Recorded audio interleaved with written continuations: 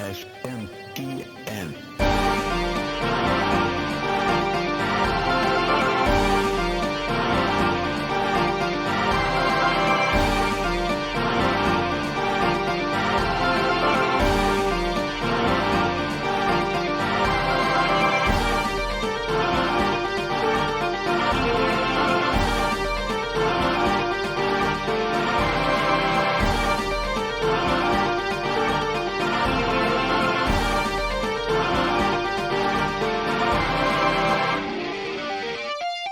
How's it going, everybody, and welcome to Shin Megami Tensei Network, link 285.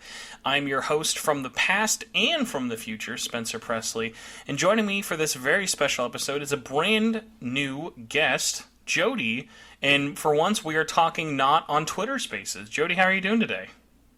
Hi, I'm doing well. Thank you very much for having me. I just had a split moment of terror, because normally what I do is I introduce people with either their online handle or their full name, and I realized in our 9 hours of us talking before recording this, I didn't even ask if you wanted me to say your last name or so. So is it easier to just say Jodie and just leave it mysterious from there? I mean, my full name's on Twitter because I created my Twitter account so long ago that my full name's just on there. But my Twitter handle is @JodieD. So that's @JODIEDE. I had someone on my Discord ask me about you without knowing who you were, and I thought you'd appreciate this. Really? I mentioned I was going to be talking to you on next week's episode of the podcast, and someone was like, "Oh, it's that lady who's on the Twitter Spaces all the time talking about Xbox." I was like, "Oh, it's the Xbox sales lady. That's you." Xbox. I'm surprised. I talk about the Japanese sales, which is like. Xboxes are selling in Japan, but that's not. I mainly come at it from a perspective of looking at the gaming industry with a focus on Japan and the Japanese video game sales, software and hardware sales. I'm talking about Xbox all the time. Oh man, this is what I mentioned to you before about people thinking that I'm doing some console. You're the secret European version of Sarah Bonds. People just don't know it yet. Oh, unfortunately I'm not as good looking as her. Oh, that's just not true. True. A very attractive that lady. Is not true. I will not allow any Jodie or any look slander here. I will not allow that. Yeah. But that would be a very funny thing. Of just imagining me what's the lowest effort Halloween costume I could do, and I'll just be I'll put a pantsuit on and call myself Sarah Bond with straightened hair. If only I had a pantsuit. But Jodie, since you are more than just the person on Twitter Spaces every now and then, I want to kind of give you the floor at least first of what's a good summary you would say for who you are online and what kind of got you interested in this circle of talking about figures, whether it be international and whatnot with kind of games and everything like that. What's the Twitter-sized bio for who you are and what kind of got you here? I was to say I'm not a content creator or anything like that, and I'm not any type. Just want to reiterate, I'm not any type of expert. You can call me an armchair analyst, whatever. I'm just a regular person who's just a nerd that likes looking at sales figures. That's literally it. I've had my Twitter account for a very, very long time, and back in the day when I had my Twitter account before I got back into gaming, because another thing I should say is that I'm relatively new back into gaming, last 6 years. You divorced games for a while. You and games had a separation. Separation due to no money for games. But, back in the day, I was in, fandoms, to do with TV shows, and I used to talk about TV ratings. Actually, this is a long time ago. This is another lifetime ago. You and me were the nerds who would go to Doctor Who and see how many views were on this episode and what were the ratings compared to last week. Yeah, basically. So it's so I've kind of always, I don't know why I'm not even good at maths or statistics or anything like that, but I'm very interested in when it's something that's creative and as subjective as entertainment, like the different receptions to it, and obviously the reception and the sales factors in like what's going to continue. Is this franchise going to continue? And so yeah, I used to do it for like the TV, like the American TV ratings, but this was like, that was maybe like 10 plus years ago. Everything's transferred a lot more to like the streaming platforms, Netflix and so on. But you know, Netflix was around then, but like Disney Plus and all these other things weren't around then. So do you follow that more? Because like people don't know this very much because I just don't get an outlet to talk about it very much. I am just as into talking, learning, and absorbing like entertainment things, whether it be money from movies or like the way they measure TV now is completely different than the way it used to be before. Yeah. Of like, it's now basically about paid user retention and watch time, and it's like all these different little things with it of like how different it is after like 10 years with all of that for it. So like, I still love like absorbing all of that. I just never have a way for me, like, listen, if there was like a Thursday space where we just talked about like streaming numbers, I would still be there. Oh, really? With just as, oh yeah, I love following all of that, so I definitely understand. So I'm not up to date with like the streaming like numbers and Well, what's going on with that. It's so much to cover because I remember even. It was funny, I have a couple different entertainment and movies and TV show podcasts I like to listen to. It was so funny how when the pandemics first hit, they were like, man, all these movies aren't coming out. We're not going to have any news. We're like, literally, the news was just what got pushed back. Like, I felt like you could, like, take a shot every time Black Widow got delayed in 2020. Oh my God, It was like Black Widow and Wonder Woman 1984 every week had a different release date. It was like they were never coming out. Yeah, it's true. I remember that. So many things got delayed. Like movies as well as games, and of course everything was impacted. But like one of the reasons I got into like looking at the TV ratings back then was because there was a show I really liked that ended up getting cancelled, and this was like during the writer's strike and stuff. It was this quirky show called Pushing Daisies. That was a great show. It was a great show. It never got a proper ending because of the writer's strike and everything that happened. So I was like, why, is this great show getting not great ratings? And I remember just like looking up the ratings and then like just going from there. So I was involved in like various communities. I went to conventions. At the time I was into a show called Supernatural, which I haven't been into for years. So I haven't even seen the last 10 seasons or whatever. But so I used to follow that show and the stuff with like various fandoms and then I stopped doing it. I just didn't. I got out of using social media. Twitter is the only social media I actually have. And then, like, it must have been a year or two ago, I just started to revive my... Oh, I know when it was. I know when I started to revive it. It was when Animal Crossing New Horizons came out. Animal Crossing New Horizons came out, and, obviously on the Switch you can take screenshots and then share directly to Twitter. So I was like, oh, okay. I created my island, had my first day, and it was like a sunset on the island, and I just tweeted out, it's my first night on my island, and then I was like, just started tweeting more from there about games, and I started looking at, because I realized that you could find all these, especially like the Japanese ones. I was like, oh gosh, they've got like 40 years worth of video game data, and like what's going on. I'm like, and I got one of the things I got just so curious about, like these different, because I'm really into Japanese games, and I got curious about how the game industry worked and how it was decided, this is going to continue, that's not going to continue. Into that, I got kind of like interested in looking at the history of video games. And every time I didn't know something, every time I didn't like, I'm like, oh, what is this thing? And I would just type it into Google. Okay, put it into Google, and then just find out a whole load of stuff. It's a lot quicker to read a Wikipedia entry than to play like a franchise that's been around for 35 years and has like 100 titles, like Megami Tensei, when I first looked that up.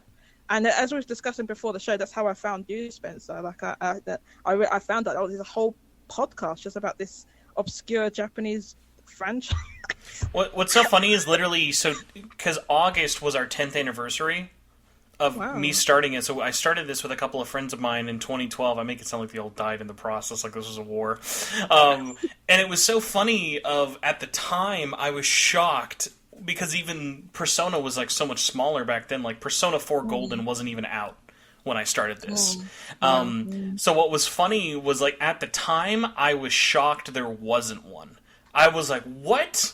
There isn't a podcast about this? Because, like, I was so used to specialized podcasts, because this was during the days of, I was working at a site with a bunch of friends who were all based out of the UK called Gaming Union Network, and they were very much keen on general coverage along with specialized. So they had the general, all of the games news, but then they also had one for Kingdom Hearts, for Final Fantasy, for Tales, and there were even like Halo back in the day. So it was very funny of my original evil plan wasn't ever to make this and then become financially independent and this is my job. My plan was just to make this so my boss would say, hey, let's make a Persona or SMT sister site, and then I could be in charge of that. Like, that was all I wanted, was just have like that. I'd be like, oh, that'd be cool if I could make like another kind of branch out for it, because I enjoyed shows like that so much. Because it literally started, like, our show started on a forum that doesn't even exist anymore.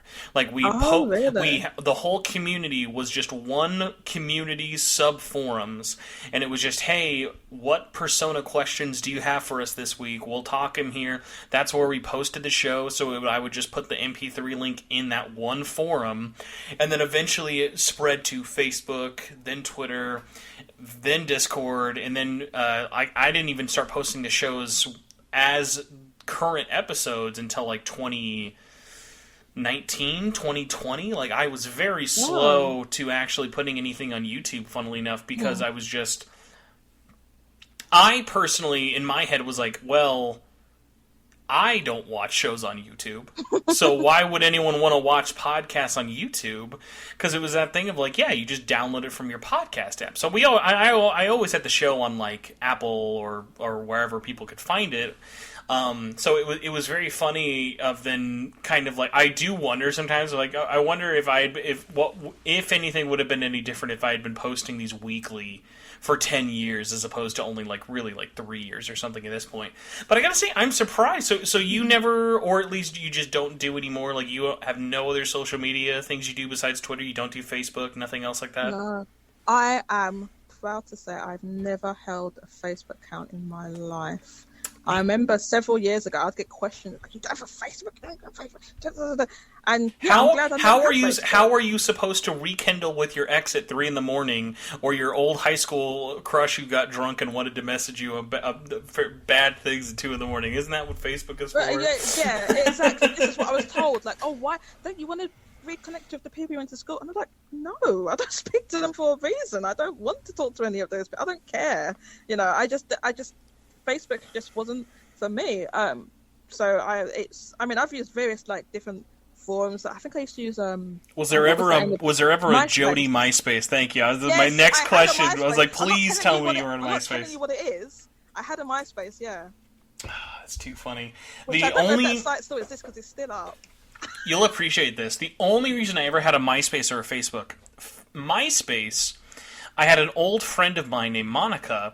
She was so mad I wouldn't use MySpace because I would just say, I was like, because I didn't have a computer back then. Like, this is like way back then. I had no home computer, so I was like, how will I talk to you? I have to go to the public library to talk to you on my MySpace page. Wow. She made me one because I didn't have one. And she thought, oh, if I make one for him, then he'll use it. Fun fact, I still never used it. So she made one for me, and I maybe logged in 5 times total. But my Facebook, this is really funny. The only reason I have one is because back when Nintendo launched the DSi, you could upload photos from your DSi to Facebook. And I was like, oh, let's see what happens if I press the Facebook button. And it made an account automatically for me. So the only reason I have a Facebook account, because originally I was like you, I was like, I don't need Facebook. I don't have the internet. The only time I do is when I'm in a random McDonald's free Wi-Fi or something. So I'm like, what am I going to use Facebook for? So my DSi, when I was like hooked up and I tried to share a photo one day, it just went, oh, okay, boop, here you go, Spencer Presley.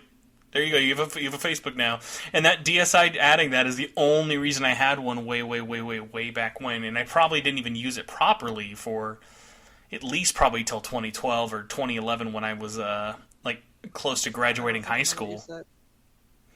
Oh, I was just saying. Sorry, could you repeat that last part? I was just saying it was funny because even though I had it, much like the MySpace, I barely even touched it for so many years just because I didn't have a home internet connection for so long.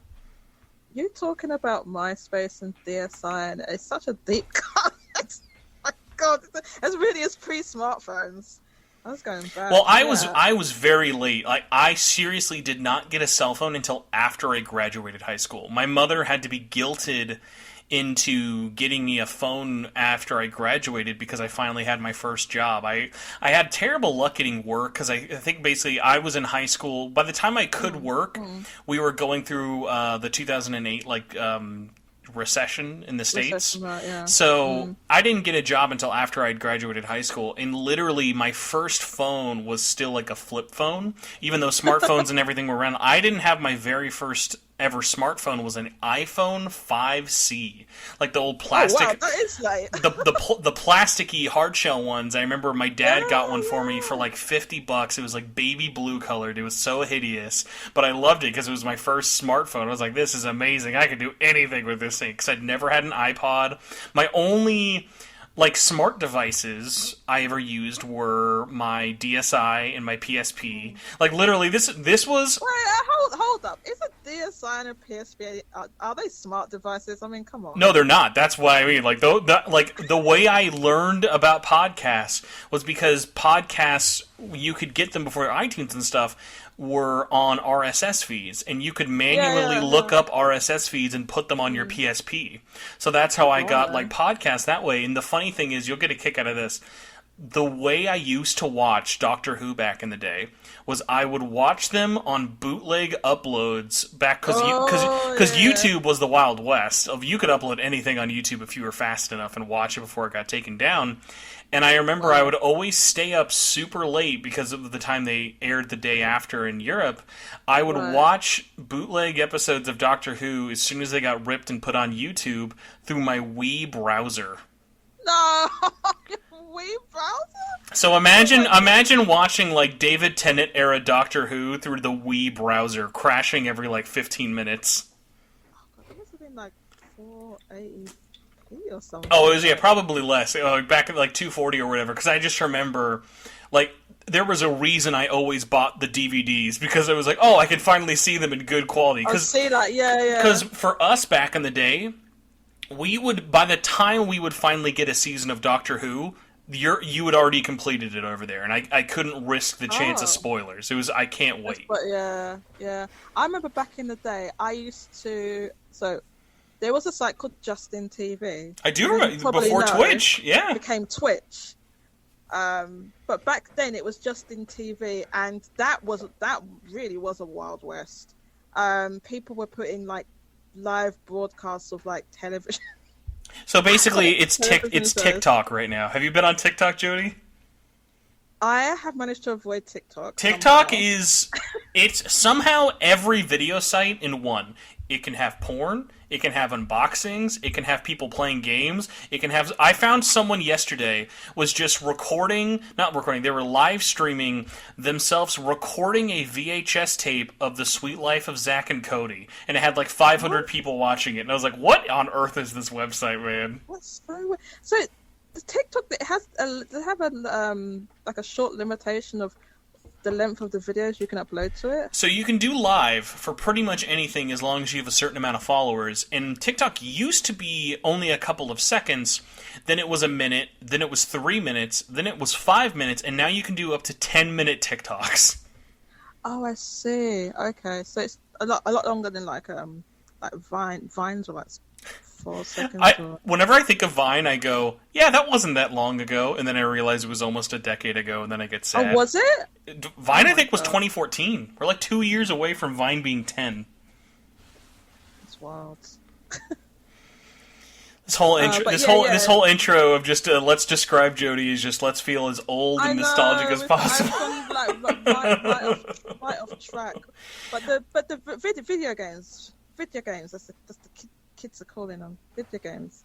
Let's go back to the video games. But yeah, I kind of got back into, because I always liked video games when I was younger, but I just wasn't fortunate enough to have like all the different systems and all the different games and stuff. So like I had an original Game Boy, we had a NES, we had a Sega Saturn at one point, and I had like sort of hand me down DS and Game Boy Advance. So I always was like fond of handheld gaming, but it wasn't until like 2016, and I just got hankering. I was like, I really want to play Pokemon. Like, how do I play Pokemon now? Like and I was like, was this due to Pokemon Go, or had nothing to do with it? It had nothing to do. Interesting enough, it had nothing. This was just before Pokemon Go. This is what's so ironic about it. It was just before Pokemon Go, and I looked online, and I was like, oh, you can emulate some of these Pokemon. Well, actually, no. What I did at first, I looked on like the Play Store, and there was no.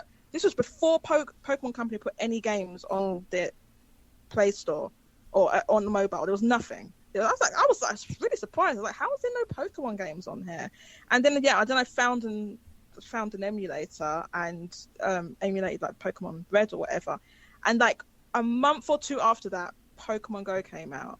And then that's when I played Pokemon Go. I got into Pokemon Go like groups, because you remember how it was back then in 2016, right? Like, it's pretty. Yeah, people were like, it was like a phenomenon. It was everywhere. And I was playing. I don't even like Pokemon. I was there.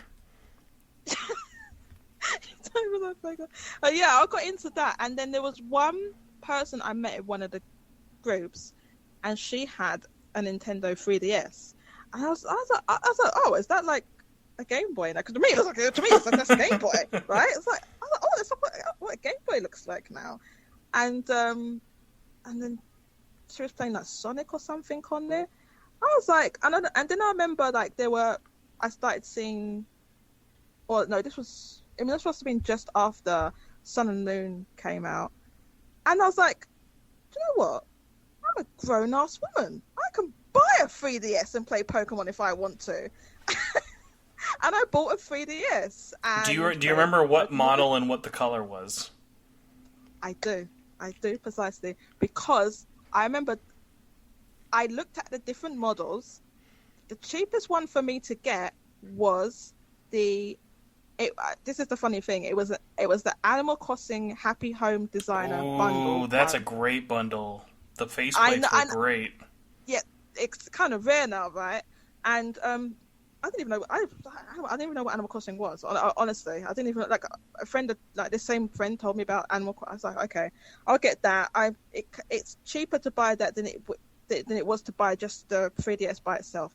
So I bought that, and then ended up getting addicted to that game. Just absolutely. I still content. I will fight anybody that says that Happy Home Designer is not. In fact, it was so good that the expansion that they made for New Horizons. I was just gonna say, I bet how vindicated did you feel when they basically added Happy Home Designer back into it? Yes. That's how good. Oh my god, I put so much hours into that game, making various homes for the animals. But yeah, so that was the bundle that I got, and I ended up playing various Animal Crossing and various other games. And this was before the Switch came out, and I had no idea that a Switch was coming out. I was completely out of it. I didn't see any of these adverts and everything. So I actually got into this Nintendo meetup group. It was called like Nintendo. It was like a DS. I think it started out as a DS meetup group. I got into this meetup group, and I'd been playing like 3DS and 3DS games for a few months, and then they said, "Oh, this this new Nintendo system coming out called the Nintendo Switch. And I was like, no, I don't need that. Like, I've just bought this. I'm not going to get another system. That's ridiculous. And I was at it happened to be like they had a launch event at this gaming bar where the meetup was held. So I got to see the Switch. Like some people, they'd pre-ordered them and they had the Switch, and I saw it and I looked at it and I was like, that's just a tablet. I was like, I don't need a tablet. That's ridiculous. Anyway, I'm not spending. I've got this 3DS. I'm not buying another system. Don't need it. Put it out of my head. It's fine. So I ended up going to the next meeting of this game, meetup, like a month later, and somebody there had the Switch, and they were playing The Legend of Zelda: Breath of the Wild on the game on the Switch. I saw that game. I was like, what the heck? Is that what Zelda looks like now? It looks like that? And I was like, yeah. I was like, what the fuck?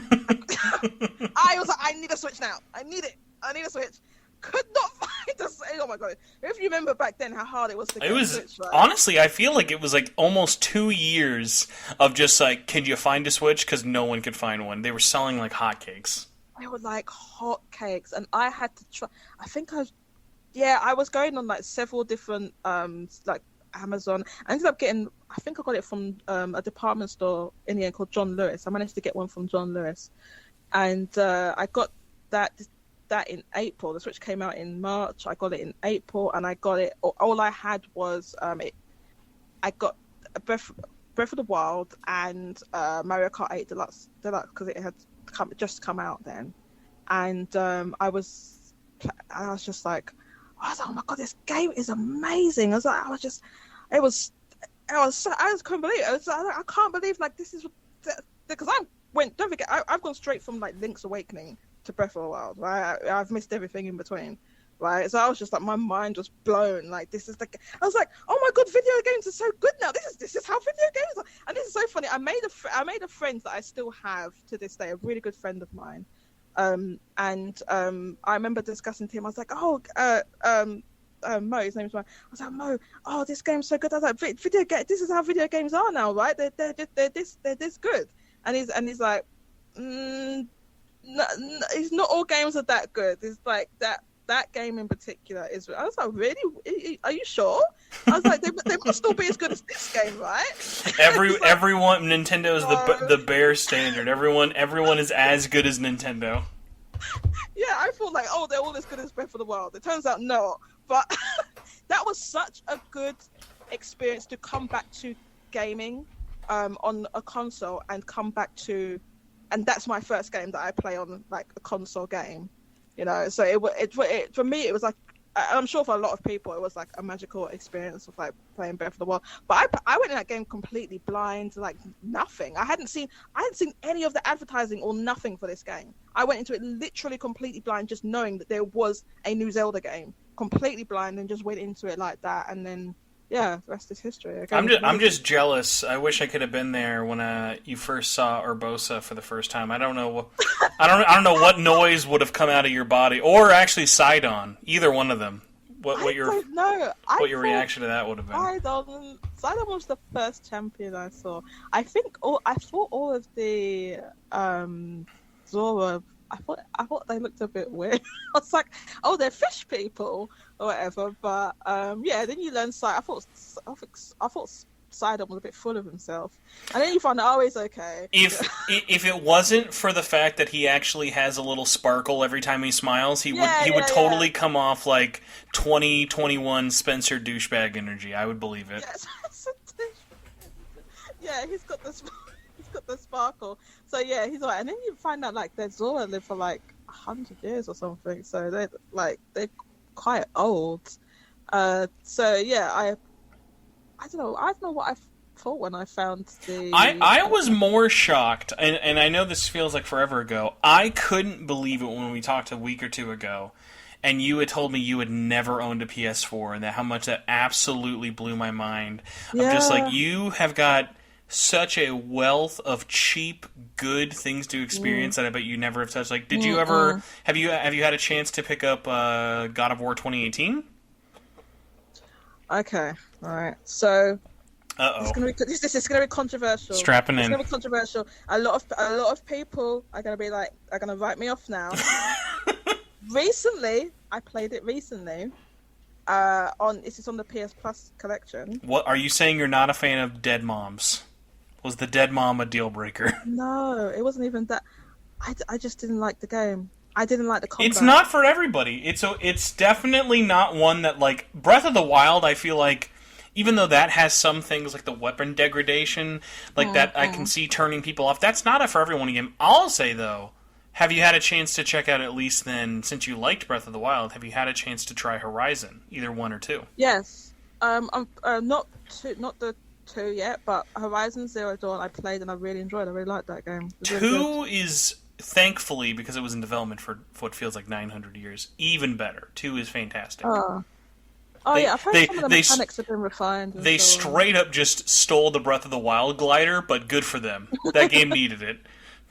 You know, I'm one of these people that's like, I don't think it's bad when games take ideas from other games, because that's how, you know, game developers, they get inspired and mechanics things go forward into other games. And it's like, yeah, the glider was amazing in Breath of the Wild. If other games do, and obviously that wasn't the first game to have a glider and so on, but you know, if other games want to do similar things, it's not a bad thing, because Breath of the Wild's an amazing game. So if people want to, you know, try and have ideas from that, and that's how we see like genres like grow and flourish, and new genres pop up and so on. Like we have now there's like a subgenre of action RPG that we call a Souls-like, right? So that's like a more recent subgenre. I would definitely call it a subgenre. I like to imagine there's an alternate universe Jodie out there who you picked up. Your first Switch was late 2017, and your first game was Dark Souls Remastered on Switch. Just imagine what kind of life that Jodie's living. All games should be as good as Dark Souls Remastered on the Switch, but that Jodie might have got too frustrated again. I've never played a Souls game. I should try it, but I feel like it would be maybe too difficult for me. Yeah, I feel like it would be maybe too difficult. But I feel like you probably have Bloodborne on from the PlayStation Plus collection, right? That's right, yeah. I'd say at least give that a shot if you're not sure if you're going to love it or not, because at least that one you already have for free, and that's a good one to start with. I have that one for free, and yes, I did God of War 2018. It was just definitely I did not like the combat. I just found it so boring and monotonous, and I do realize that as you go, you work your way through the story and everything, you get more skills and like it expands and there's a lot more things. Those are like much like God of War though. Like that's definitely if you tell me it's not for you, I will have zero questions. I'll be like, that's cool. It's either those are games that either click with you or you don't, and you kind of know right there. I gotta say though, especially getting a little bit more background into your history with everything. Now I'm even more curious to kind of dive into the meat and potatoes. So for you, what is your history with Atlus games? And do you remember what your first one was? Like, do you remember like what it was? What got you playing it, or like what was kind of going on at the time? I do, exactly, yes, and it just may be controversial as well. Disney Magical Kitchen on the PlayStation 1? No, it wasn't. You broke up there. Disney what? There is Atlus Japan for some reason made a game called Disney Magical Kitchen that came out in 2000. It's very weird. Oh, well, okay, not that. Yeah, basically, so yeah, one of the friends I made from the gaming group said, "Oh, you've got to. This is a really good game on the 3DS called Persona Q. Ooh. You should check out this game. It's really good. It's this RPG." And I was like, "Oh, really?" And he was going on and on about this game for ages. Eventually, I looked it up, and I think it was maybe kind of a bit pricey to buy physically. I was like, "Yo, that's kind of pricey." So I bought it when it was on sale on the eShop. Didn't know anything. I didn't know what the hell. I didn't know what Persona was. I didn't even know it was a franchise. You probably never even played a first-person dungeon crawler before, had you? I'd never played a first-person dungeon crawler before. That's true, yes. And yeah, so I didn't know who the characters were. I didn't know it was like all I knew was it's as you play it. It's characters from two different games that are not. I don't know how.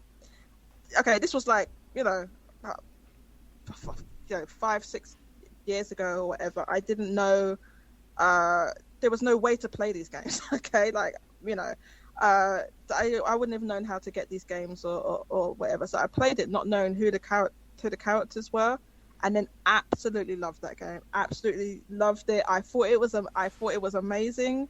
I know some people, it's controversial. Some people maybe don't like that game as much. You're in a safe space. We love Persona, or at least I do. I love Persona Q. I was actually on pins and needles that whole sentence, being like, "Are you going to hurt my feelings and tell me you hate Persona Q?" Okay, that makes me very, very happy to hear, because I was going to be like, I don't know how someone could watch the opening song to Persona Q and not just want to get up and dance and just play the rest of that game. Right? That song's amazing.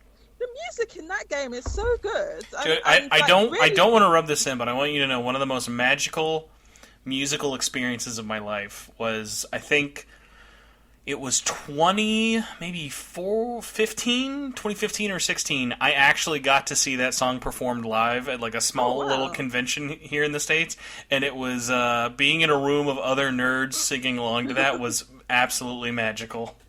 Oh, that song. I love that song. I also love the battle theme. That battle theme is one of the best battle themes. That I played which one did I play? I played the Persona 3 protagonist. Mm-hmm. That because it's two different versions of the battle theme, right? That's one of the best. I'm sorry, but that battle theme from Persona Q, I'm saying it right now, I don't care, you can come at me, it is better than the battle theme for Persona 4. It is. It is. Persona, the only thing, and this, I don't know how you feel about this, I hope have you played Persona Q2? Okay, so I have Persona Q2. I haven't played it. The reason I haven't played it is because having played Persona Q, there's like kind of spoilers in there for who the characters and their backgrounds and things, right? Mm-hmm. And I was like, if I play Persona Q2 before I've played Persona 5, the same thing's going to happen again, right? So I was like, I'm going to wait. Less so than Q1. Yet. So I understand that, but I'll say this.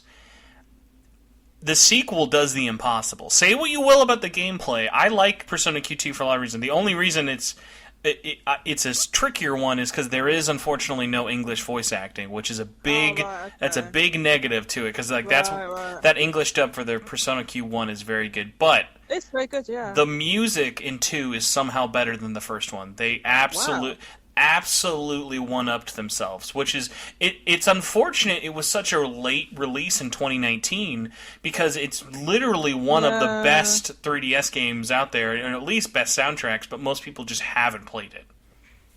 So yeah, we can get into like why the hell were they releasing a game on the 3DS imagine the conversations that we had back then of like, it's 2 years after the Switch has been out, and we still are getting 3DS games. Like that. Do you remember that era where it was just like, I feel like I've never seen a console make people want to have the previous one die as much as the Switch with the 3DS. Because I can remember that E3, I'll never forget how excited and mad I was at the same time that Nintendo announced Metroid Samus Returns was only on the 3DS. Oh god, yes!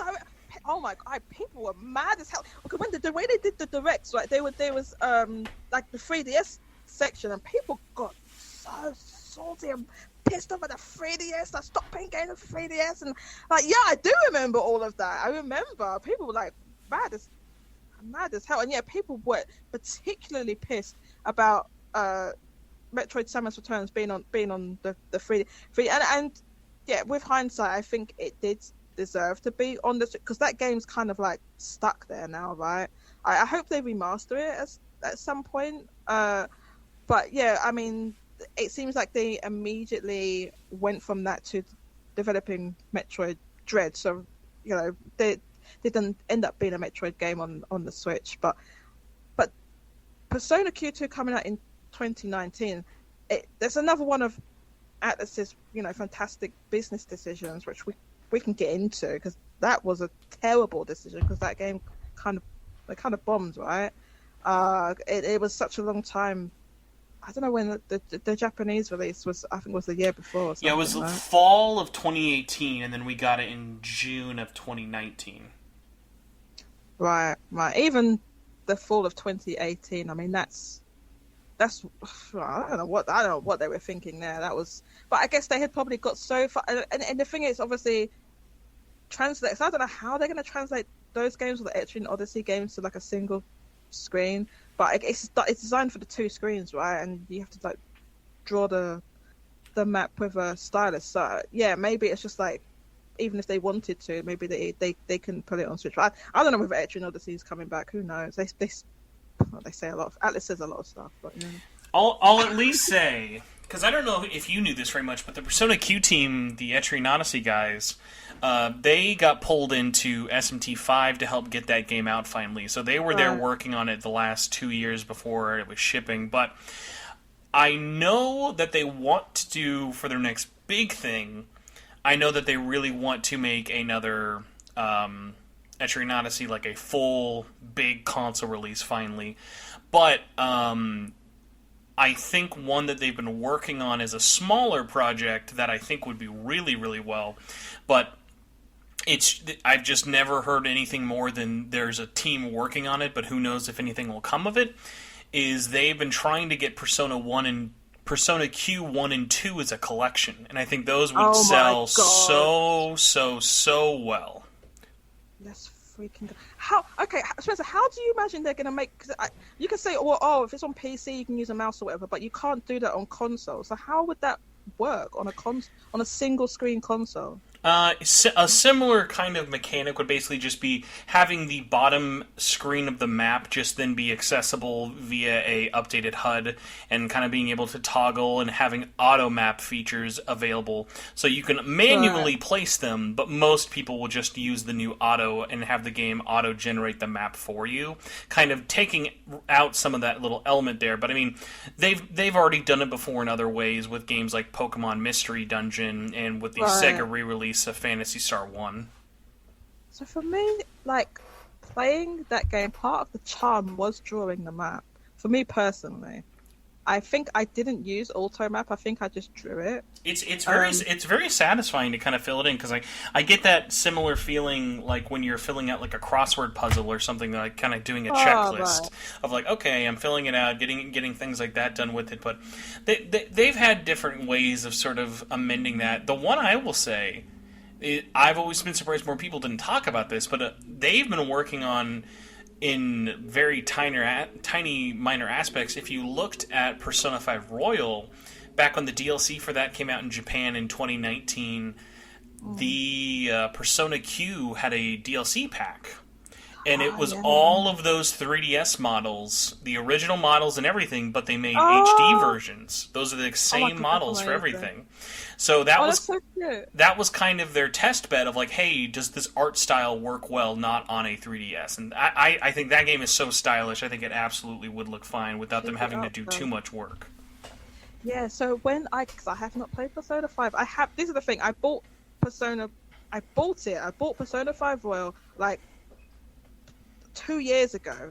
I bought it. I still haven't played. It's still sealed. I still haven't played. Collector's value.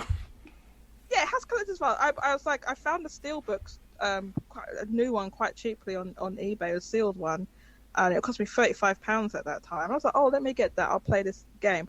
Never got around to it. Not because I don't want to play it, but it's just like there's other things to play, and you know, it's, for me personally, like, it is more appealing to play a game like that handheld as well, because I you know, being able to play a turn-based RPG handheld, and you know, this been the whole long thing, this whole saga of like hoping this game's going to go to the Switch eventually, which it is now. But I mean, it's, you know, how many years later now? So I just waited so long that they just ended up announcing the Switch one. I was like, oh, okay, I'll wait till that release and I'll play it on the Switch, because that way I can lie in bed.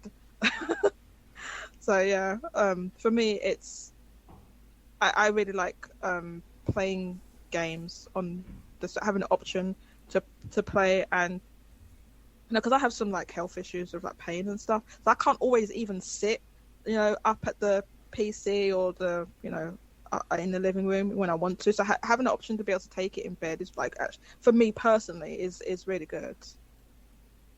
No, I definitely understand that as well. I mean, it's one of those funny things. I don't know if I've ever talked to you about this, but like I am the best example of how I can never understand why people will feel bad about not playing something without even, because I have the most valid excuse for should have beaten Persona 5 much, much longer ago.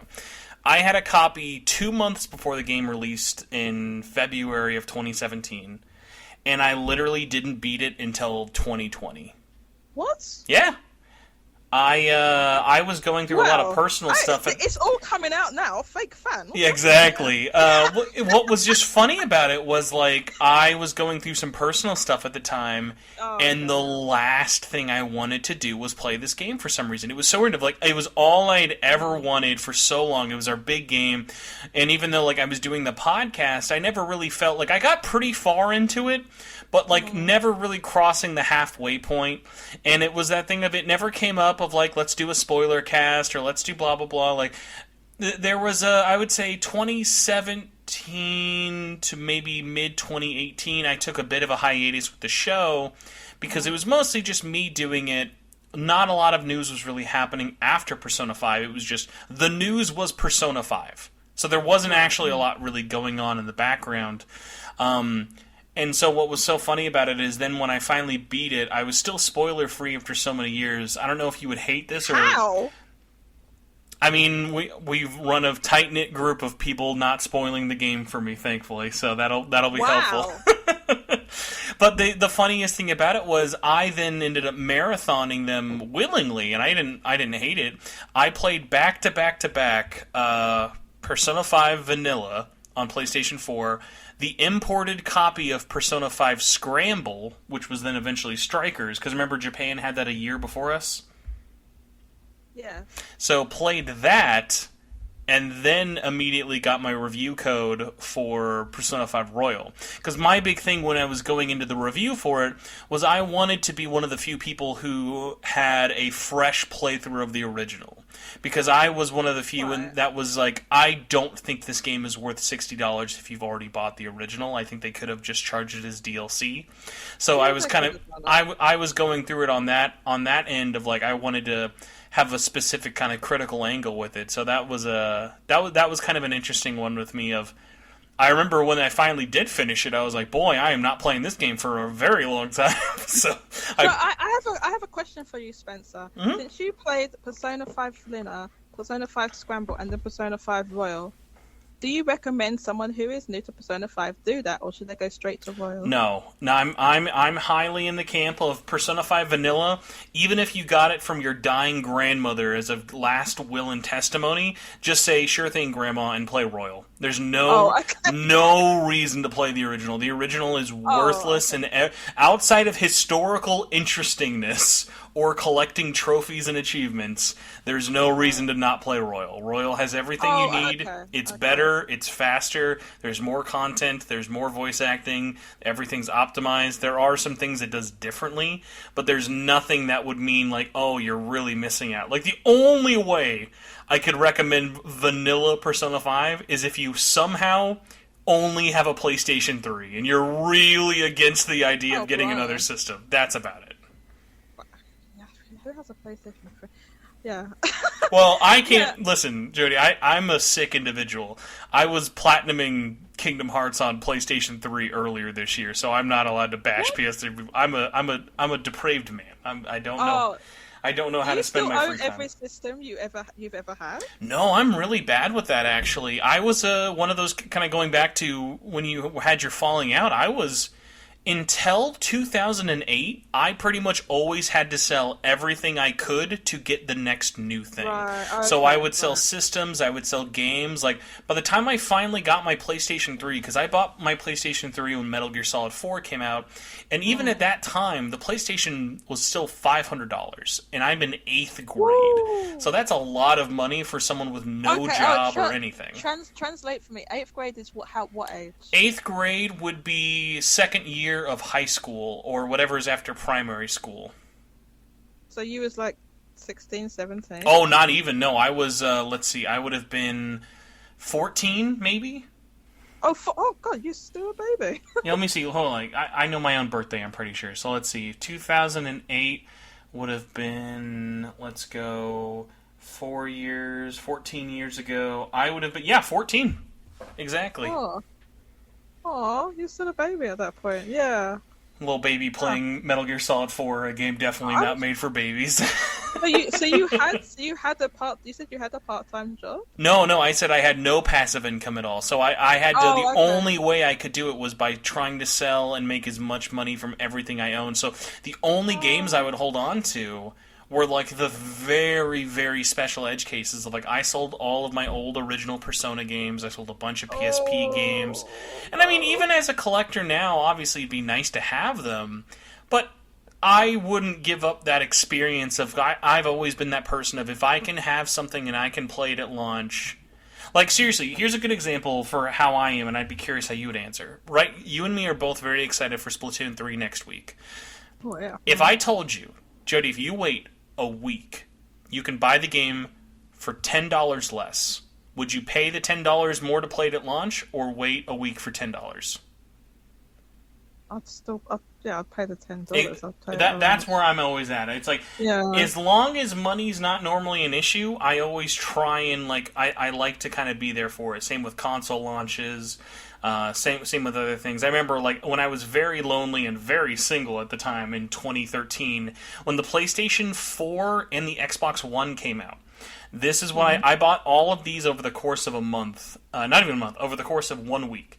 The PlayStation 4 at launch with another controller and a whole bunch of games, and then the day the Xbox One came out less than a week later, bought the $500 Xbox One and the 3DS XL Link Between Worlds Special Edition on the same day, because me in college at the time, I was single, I worked over 80 hours or something a week, and I had just more disposable income than I knew what to do with.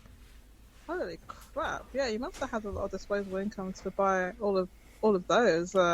Especially that you said they were all full price. Because it was launch week. So PlayStation was $400. I probably bought about $200 worth of games and accessories.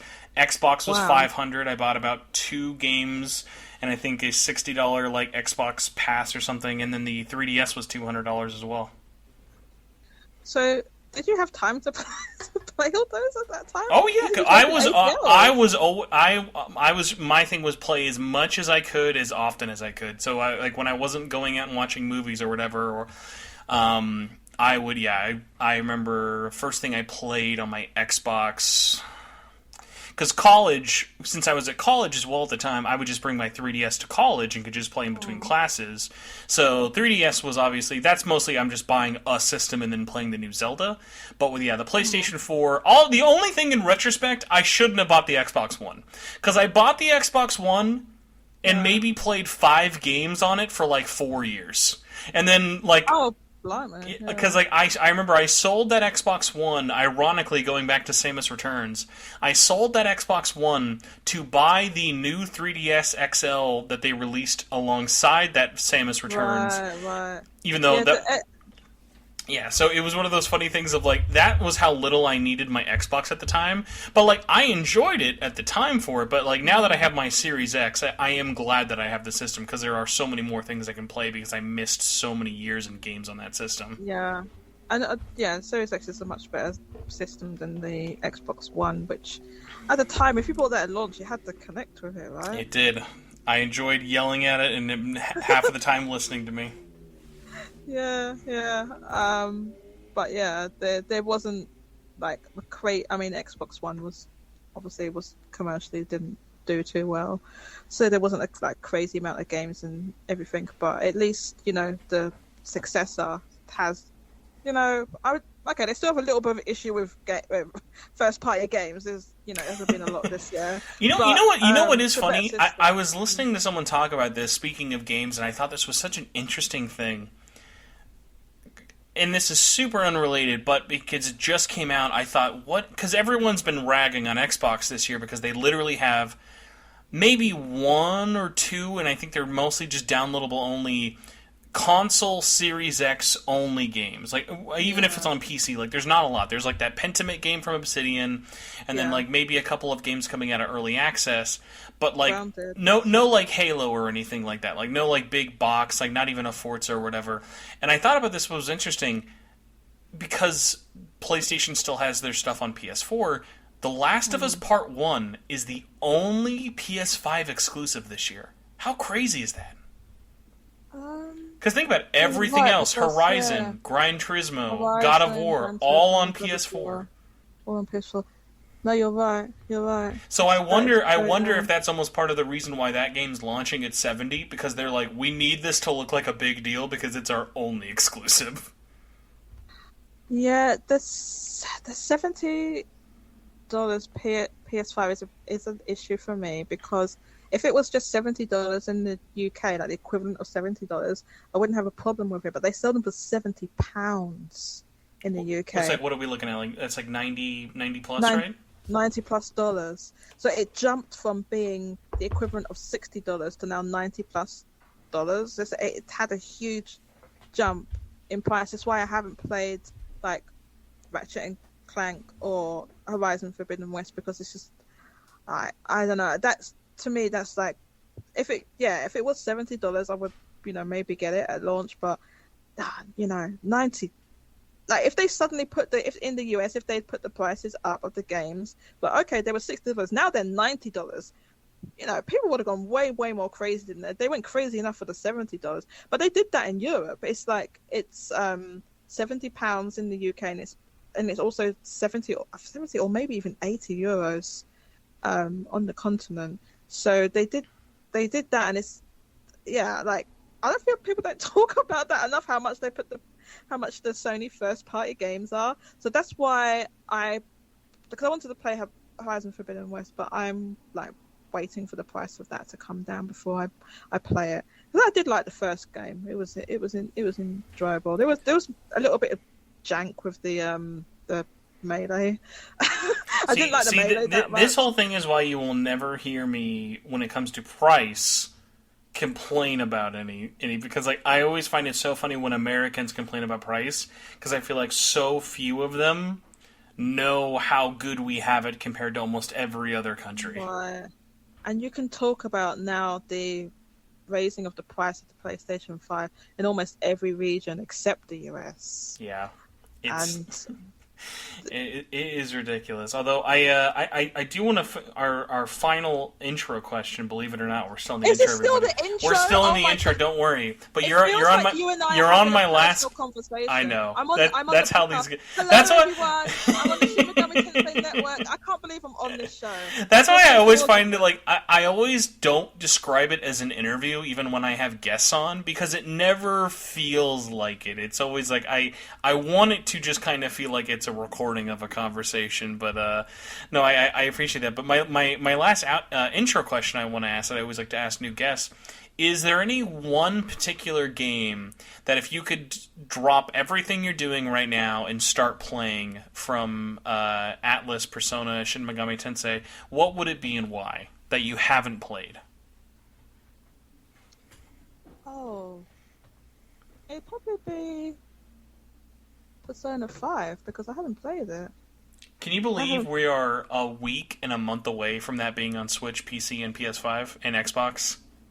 I used to say and joke, Spencer, I was not a believer. I did not believe they would do it. I didn't think it was going to happen. I'm going to be honest with you. There was just so many prime opportunities for these games to go to other platforms, and I didn't think, pleasantly surprised that they actually did it. And it's so bizarre, because it's like, these games would make them millions. Like, why are they not porting? I'll say this. So wild. I will say this. That'll be so funny if, imagine, some crazy something happens in the world where just it doesn't sell that well on Switch. I would find it so funny. Like, maybe the eShop blows up and there's only physical copies. It would be so funny to think, like, there's like the most outrageous scenario, I still can barely imagine these games not making absolute bank, because it is the equivalent of going to a starving country and saying, "Hey, do you guys want food?" Yes, we've been asking for food. Why would we not want this? So, like, in my opinion, the prime opportunity to have released Persona 5 Royal on the Switch was back in 2019 when Joker went into Smash. The Joker was the first DLC character, you'll remember. It was announced at the Game Awards 2018, and then was in the game in 2019. Mm-hmm. And that was literally the prime, in my opinion, the prime opportunity. You had everyone, like, you had this character from this game. Like, you know, we know how popular Smash Ultimate is and how much it sold, and that was like the peak time to put that game. They should have worked to, if not have it at the same time, the same launch as the PlayStation 4 version, like shortly afterwards. And the fact they didn't do that was mind-boggling to me. I don't know. Like, I've talked about this a lot. Bags of money. I've talked about this a lot in private, in like public Twitter things, but it hasn't come up in a while just because it hasn't really been a thing. So I'm not sure how well versed on it you would be, but I can give you a little bit of insight, and other people can kind of learn with it. So Persona 5 had funding from PlayStation all the way back in 2014. So they had funding from PlayStation as just, this is a PS3 exclusive. We have a relationship with you from Persona 3, 4, Golden, blah, blah, blah. We have a relationship with... That's interesting if that's true. I didn't know that. I'm wondering, like, is it like, oh, we're paying for this exclusivity? It was less of a paying for exclusivity at the time, and it was more of just, this is one of our games that we are helping fund to get to completion. Because remember, at the time, PlayStation was a lot more liberal with their money. They would give big studios, small studios.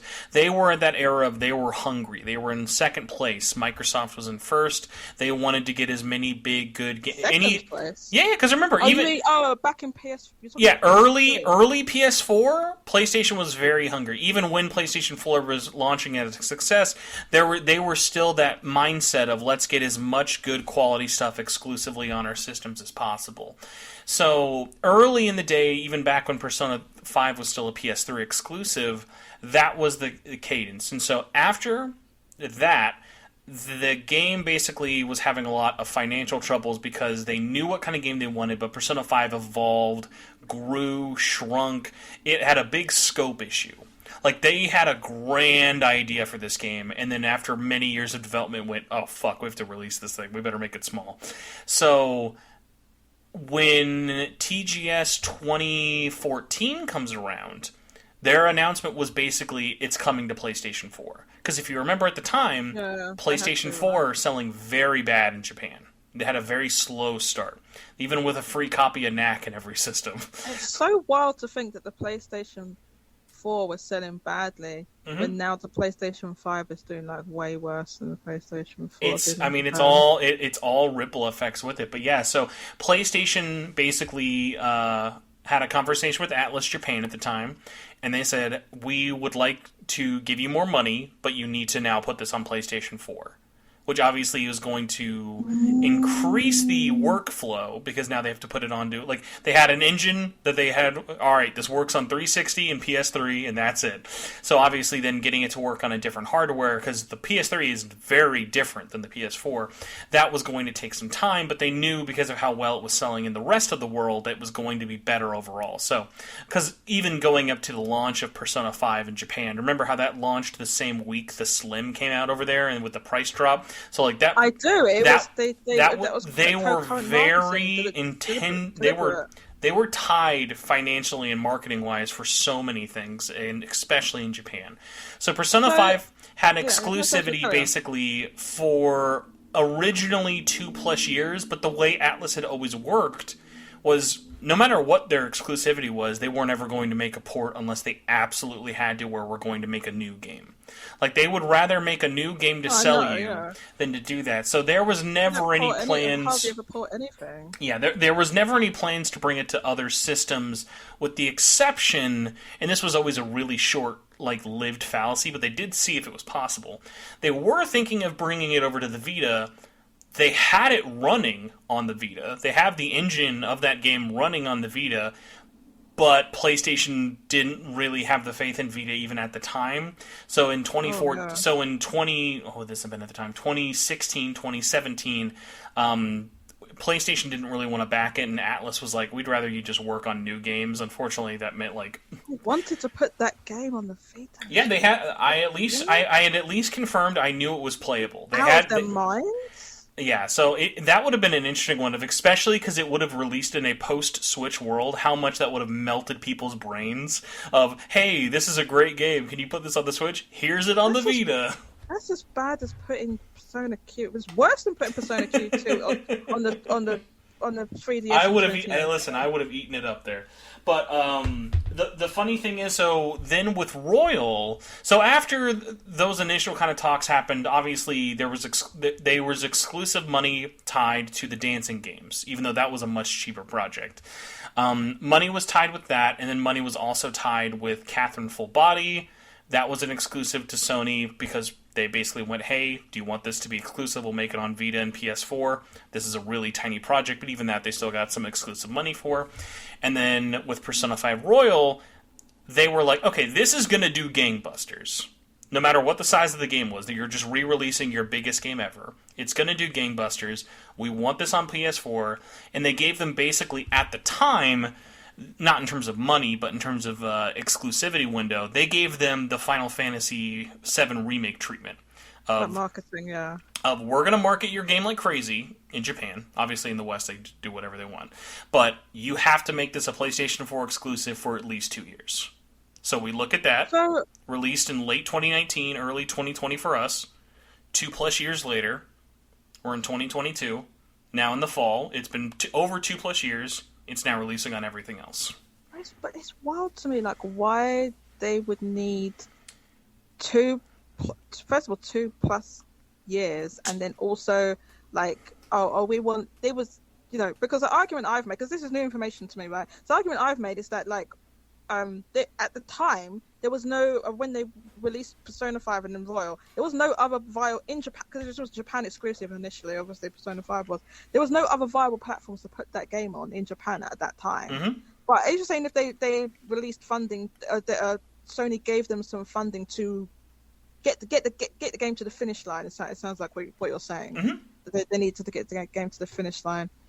Yeah, it's really interesting because, again, that's still just Persona 5, right? Like all the other Persona games, and these other games as well, apart from the Persona games, they didn't have like any type of deal like this, right?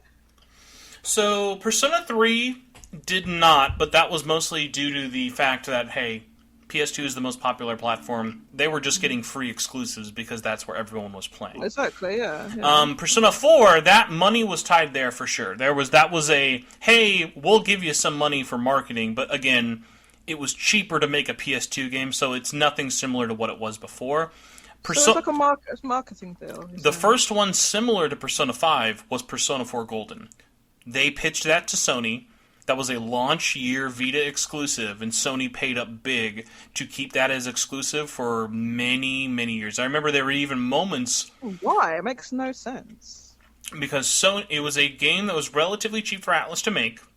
It was on new hardware, and they knew it was going to do pretty well, but they didn't ever think it would do as well as it could. So I remember there were many moments where Sony basically paid them to just not port it to other systems because Persona 4 Golden... that was their thing. Now, obviously, I never heard them doing anything. I understand that, but it's like they did the Vita, like they didn't, like Sony didn't support the Vita. Obviously, like we know what happened to that. Yeah, so this was basically a conversation that happened from 2012 to 2014. But then at that point, Atlus is not really Atlus wasn't really concerned about putting Persona 4 Golden on new hardware. They were basically like, hey, we've got other spin-offs and we're still trying to get Persona 5 out at this point. So they didn't really think people would care that much about putting a Vita game on somewhere else like PC. That's why the PC port was such a surprise for them.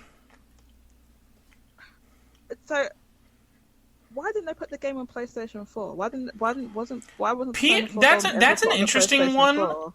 That is an interesting one because there were a lot of games that would get it ported at the time, whether it be PSP games or PS Vita. I think that one literally just came out of the fact of the PS4 didn't have a large install base in Japan, and they didn't think that worldwide sales would be worth it. So they thought, let's just put all of our efforts into getting Persona 5 out of the way first. So speaking of platforms that don't have a large install base in Japan and have software sales that are declining 50% every year, what's the thinking of Soul Hackers 2? So, because we talked about for a little bit, I remember we were talking about it on the last space on Friday, but physical sales have been pretty slow. But everything I had heard from people basically on the inside were, we are surprised at the amount of people who have been buying it digital over physical. It's definitely over 50-50. Oh, that makes sense. But the thing is with the software sales in Japan, especially the PlayStation 5 physical, even if you give them give the games like a huge digital, so they say, oh, but it's 100% digital, which we know it's not 100%, but even if you say, well, it's 100%, it's still like the software sales are still like not good.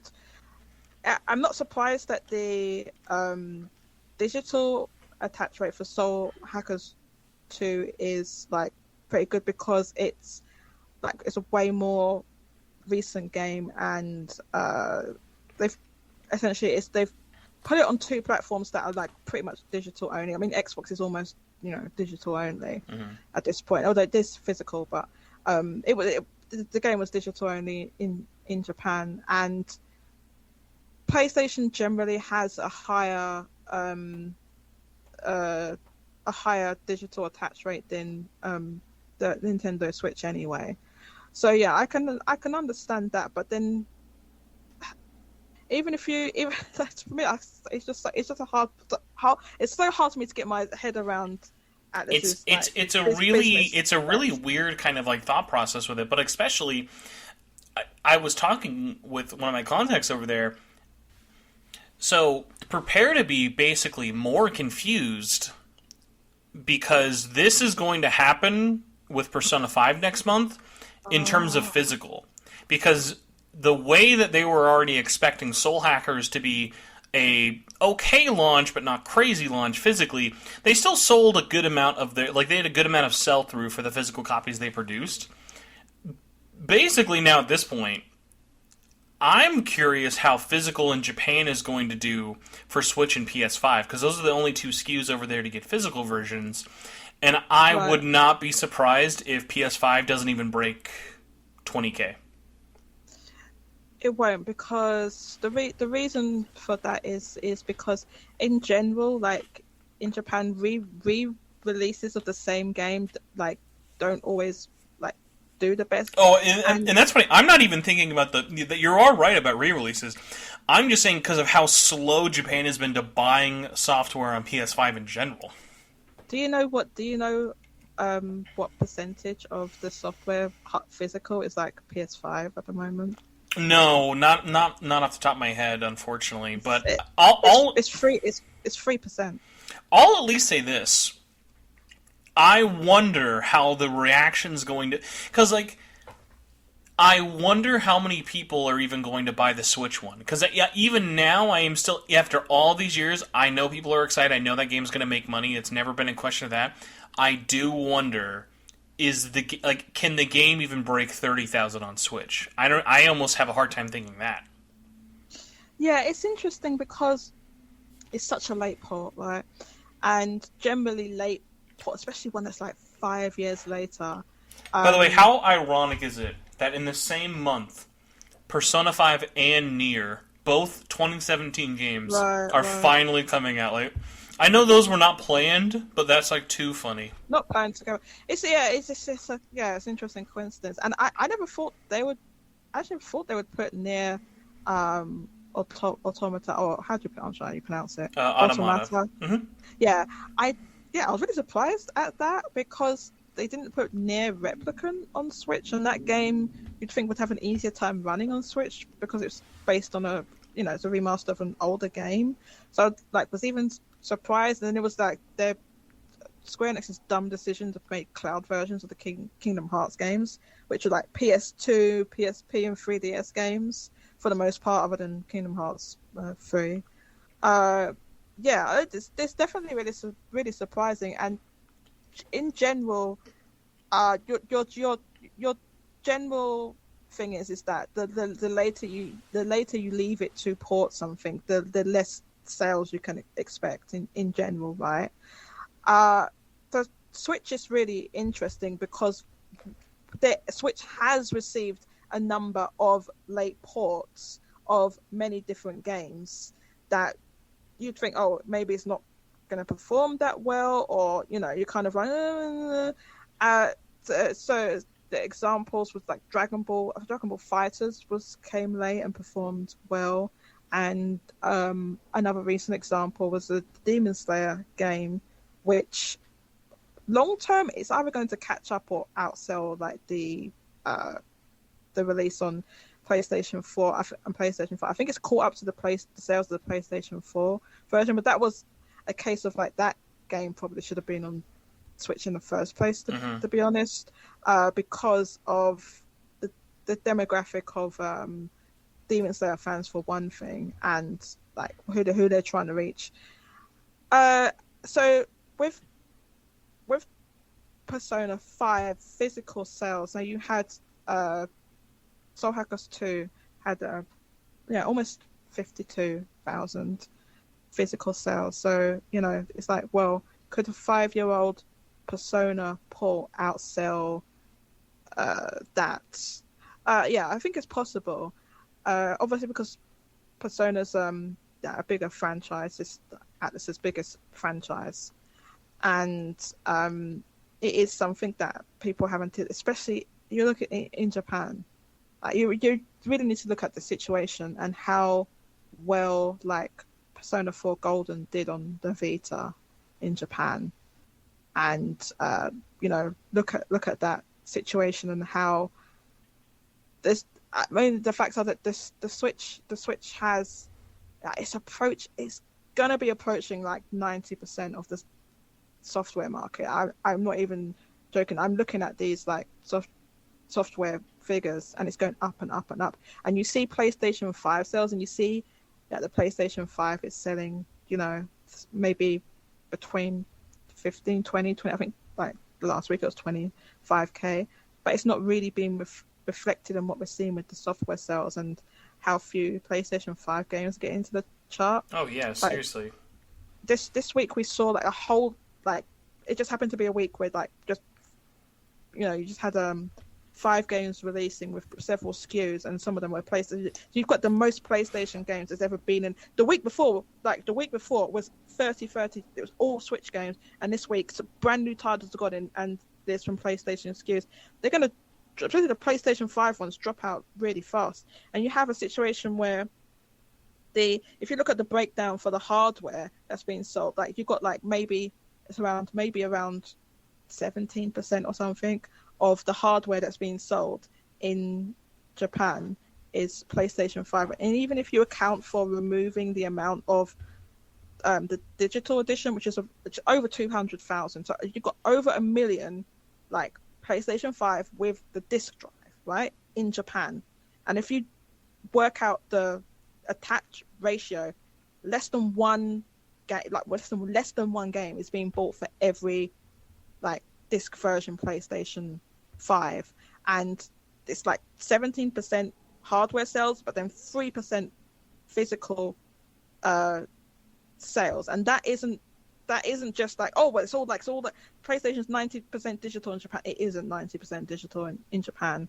It's that, probably around 30, 30. So it's maybe a little bit more than Switch is like 20 to 30%. It's around 30%. The breakdown over the last 2 years from physical to digital dropped so much faster than I don't think anybody saw how fast people were just going to ditch physical over the last 2 years. It's been so crazy to see how fast it's been adopted. And I mean, even getting into so many other aspects of, I think so many people, like, guaranteed this is happening. There will be advertisements on TV, maybe 3D billboards, fingers crossed, like on Japanese like televisions or online and in like stores and stuff. Japan will get ads just saying play Persona 5 for free on Xbox with Game Pass and PC. Oh, they might do. Because like they still have that marketing deal of like they're gonna like when you see Persona next month, you're gonna see a green Xbox first. So if you, for example, like if you've been to my space and you speak to like Genki that does the space with me, there's like almost no Xbox advertising in Japan at all. So it would be interesting if they did that. The last time there was any type of like Xbox marketing deal thing like that, it was for Scarlet Nexus, and that's why there was like a pause of me like, that's probably not a great idea for them if they did do that. Did you have you seen any of the latest live streams Atlus has been doing for Persona 5, the new version next month? No. All of their footage, even when they have people coming on to stream, all of the footage is only from Xbox Series X. Dang, really? They are pushing it. Like it's interesting, especially because it's interesting that like Microsoft's money was enough to make it happen. Because like I've known about these ports for a while, at least Persona 3 and 4. But the Xbox one was always only if they pay us for it. That was all I ever kept hearing. Only if they paid for it. And so I think it's interesting that their money got them far enough to let them put all three on Game Pass, Persona 3, 4, and 5, and like Xbox, PC, everything like that. But there still wasn't enough faith to put a physical version out on Xbox. I thought that was interesting. Yeah, so the reason why the reason why I've been like hesitant and being like, oh dang, is because like if they really are doing that, and it's like if Xbox really does have the marketing deal for that in Japan, the reason I say that is because it's kind of going to affect the sales basically. What will happen is that what happened to Scarlet Nexus, that game had the marketing deal. So all the advertising, everything was Xbox, like as you said, with the logo and the footage and everything and all the official like Bandai Namco stuff. It was Xbox, and they did the same thing in Japan, and it ended up affecting sales because it was perceived as being even though the game we know, the game is multi-platform, it was perceived as being an Xbox exclusive in Japan because they couldn't tell the difference. And it negatively impacted everything due to it because people were like, I don't even know if it's on PlayStation. So they didn't know, at the time, because I remember looking at the comments, they didn't know there was a PlayStation version. The creator of the game, whose name escapes me now, like the producer or whatever, he was like, anytime there was any type of interview, whatever, it's like, the game's on PlayStation, it's on PlayStation. So the sales of that game were like, the launch week sales of that game were like, I'll be very curious to see if Wukong is the same thing, because they have a similar marketing deal of Microsoft is going to be pushing that one really hard as well. Like they're going to try and make that look like their Neo. So I'll be curious to see if Wukong suffers from a similar fate. If they do that in Japan, because it's interesting because like of the way, because like I said, there's no Xbox advertising, right? So it's like you ask Genki, well, half the people, most people don't even know that Xbox exists. They don't know it's a thing, right? I was actually just going to ask you if you've seen any of his pictures from when he goes to the stores recently of the little displays though for Persona. If you notice, the Persona ones, the stores have made little displays of, hey, here's our pre-order copy slips for the PS5 and Switch version, because obviously those are the only ones that they can do. I think it'll be very interesting to see how Persona 5 is marketed, because I think In stores, yes, it'll only be pushed on PlayStation and Switch because stores aren't going to make any money.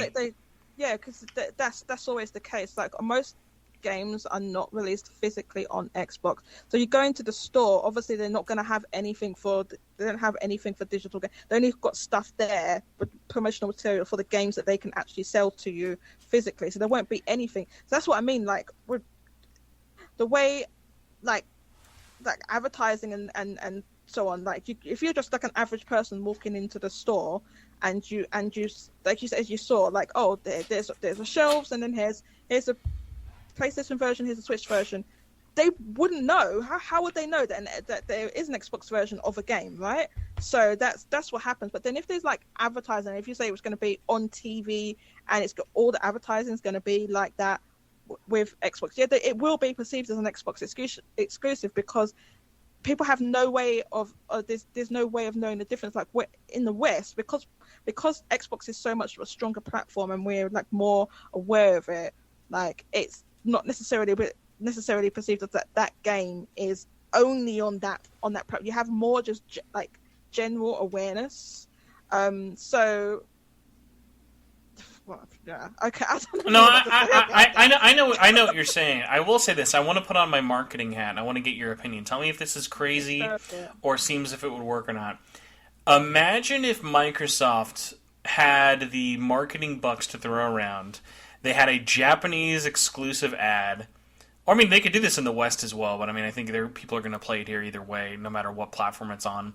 But I think there's a chance if they were really savvy with marketing, it would be really funny to see them make an ad for pretty cheap. Like if they did like an animated ad or something with the cast of Persona 5, and basically just have it like this, have a 70, because over there it's like basically 70,000 yen or something. Have the game over there be 70,000 yen, and it shows the Phantom Thieves looking at it. Oh, that's a lot of money. I don't know if we could buy that. And then you just see like a little like Xbox Game Pass logo come and steal it for them. It's like, oh my god, we could just play. I don't have to pay $70 for this. This is just free with Game Pass. Because I think that's big enough that a stupid ad just saying, hey, come play us, this is free, would work on them, because it is one of those things of like, you know what Persona is. You probably...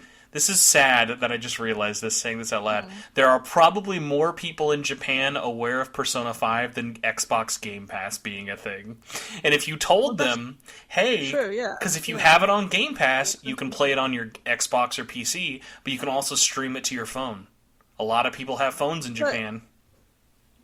A lot of people have phones, yeah, in Japan. So there are Xbox ads that they've made, like Japan ads. They just don't broadcast them on television or anything. So they're like on their social media and like their website and so on. So these are like actual like Japanese ads. They made one like a Bakugo like themed one recently with an actual like a real life Bakugo car that was in the ad. So they do have ads like that, and they have ads like showing people streaming games to their phone and everything, but they don't show. It kind of like perplexes me. Like Microsoft has more than enough money to like do a full advertising campaign on like TV and all sorts of different mediums and like giant billboards, because they do it with like Windows and their Surface tablets in Japan. You just giant billboards and everything everywhere, but they don't do it with Xbox. The games. Yeah, it's really weird. It's not advertised like that. So if you're just like if they did an ad like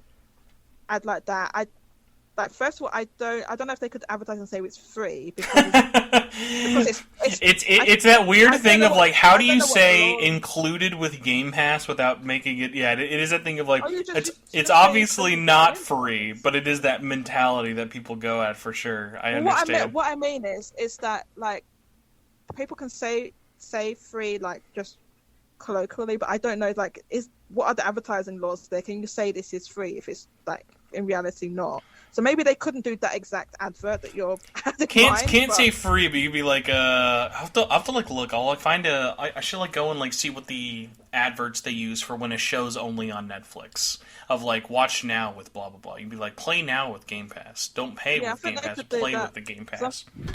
Something like that, because I'm thinking about like, for example, the laws in the UK. Like, I think. Oh, you guys are strict. You guys actually care about your consumers over there.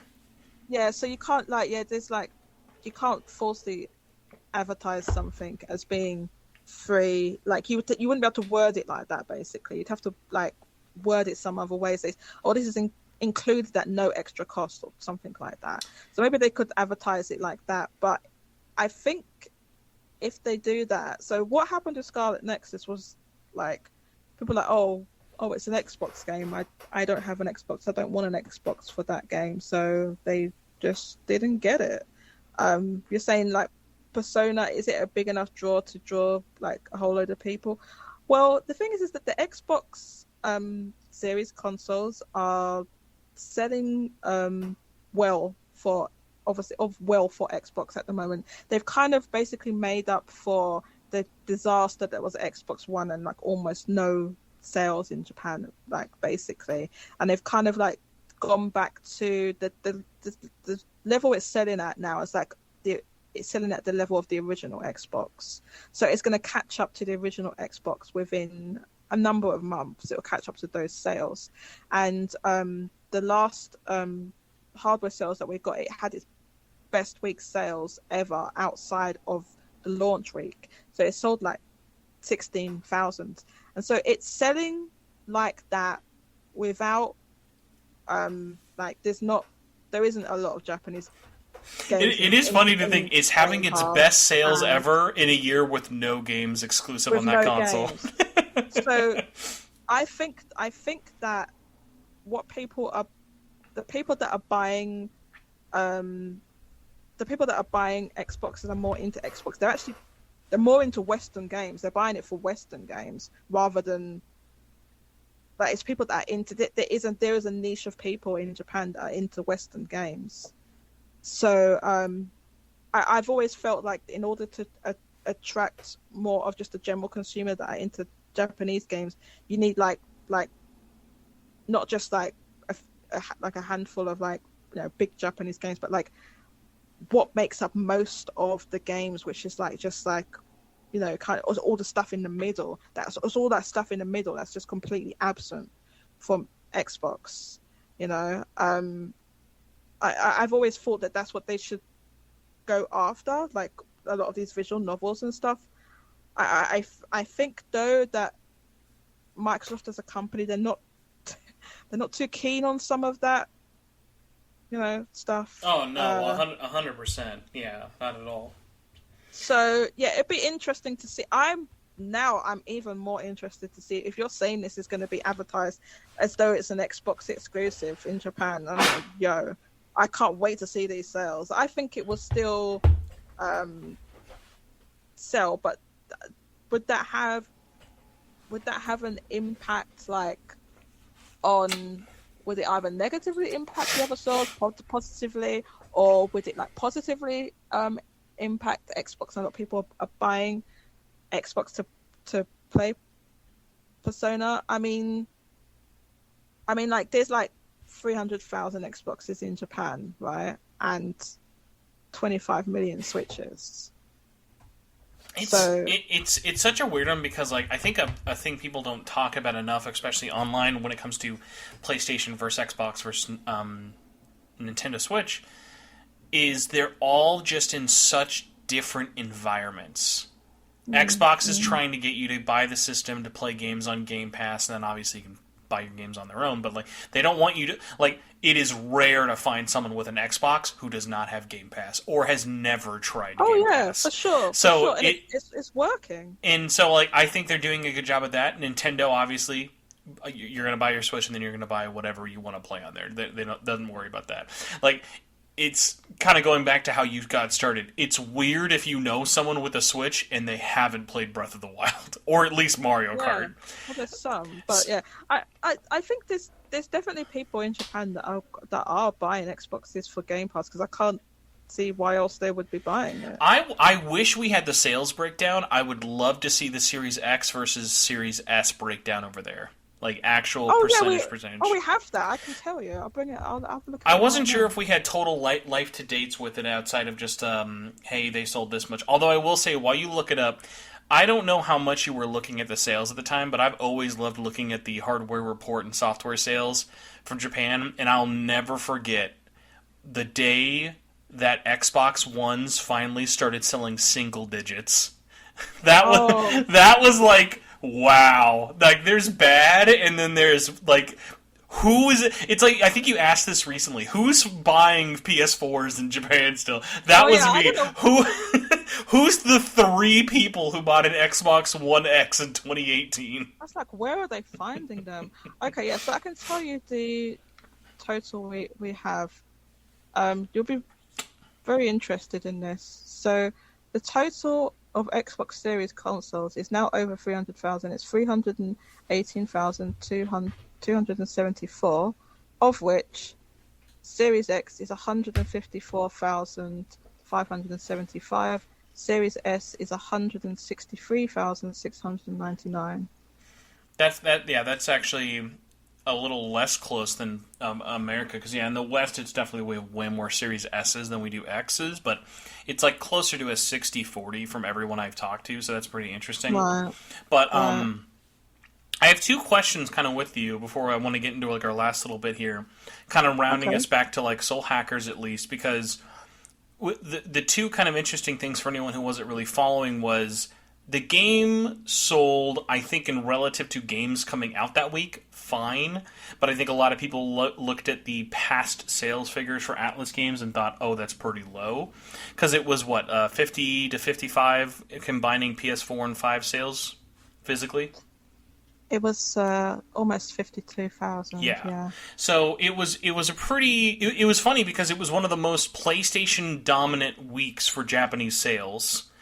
In total, but then also UK numbers came out, and the game didn't even crack the top 10. It was number 11, and That's number 11. That's right. And I think at least there were 2 things with that. Of like, number one, it was number 11 with 3 days of sales, so it didn't even have a full week because it was a Friday release.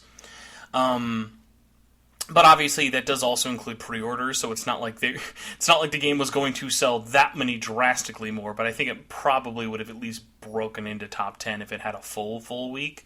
It'll be curious to see where it lands this week, on the second week of everything all said and done. But so I was looking. So those sales should either be, because I was looking for them just before we began our conversation, and they weren't like Christopher Dring did like a little. Yeah, I hadn't seen this week's top 10 yet either. Yeah, same. We'll edit it in on Tuesday for everybody, and I'll just awkwardly say 3rd place. So, but I wanted to ask you kind of 2 sales questions in general with Soul Hackers 2 specifically. Right. For you, if you had to put on your guessing hat, let's play the skip ahead 9 months game. This game's coming out on Switch.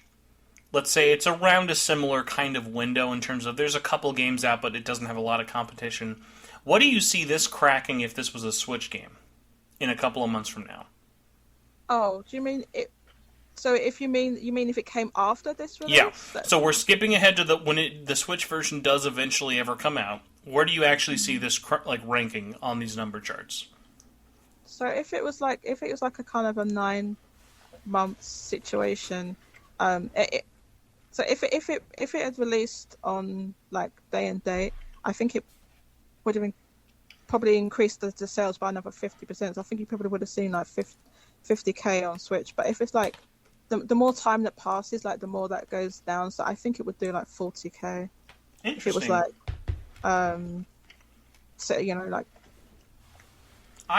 because also by that point you'd have Persona 5 on the Switch, and potentially even 3 and 4. Right. So I think that's true actually. Yeah, so I think it would be like around 40K, something like that. You're probably a little more optimistic than I am. I don't. I feel like even on the Switch, I feel like it would kind of be around that 30 to 35 number, but I'm probably being a little bit more pessimistic. Oh, it could, yeah, I mean, yeah, for sure. It could be that low. I'm just guessing. Again, No, I'm yeah, just for sure. And I mean, a lot of it is a lot of it is always kind of. I think that's the fun of it for us, at least with these like sales stuff.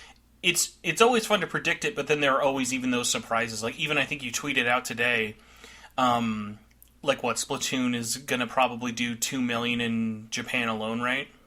I think it's definitely going to do over 1 million. I'm gonna say by the end of the million. weekend, Nintendo will announce that the game shipped at least 3 million. Because I'm like, I can't, because they love to do that. They did that with Hyrule Warriors 2, they did it with Fire Emblem. They love to let you know if they broke 1 million within a weekend. Yeah, I mean, yeah, that's definitely possible. I mean, that's just me being like super. But I mean, it will definitely do, if not the strongest at launch.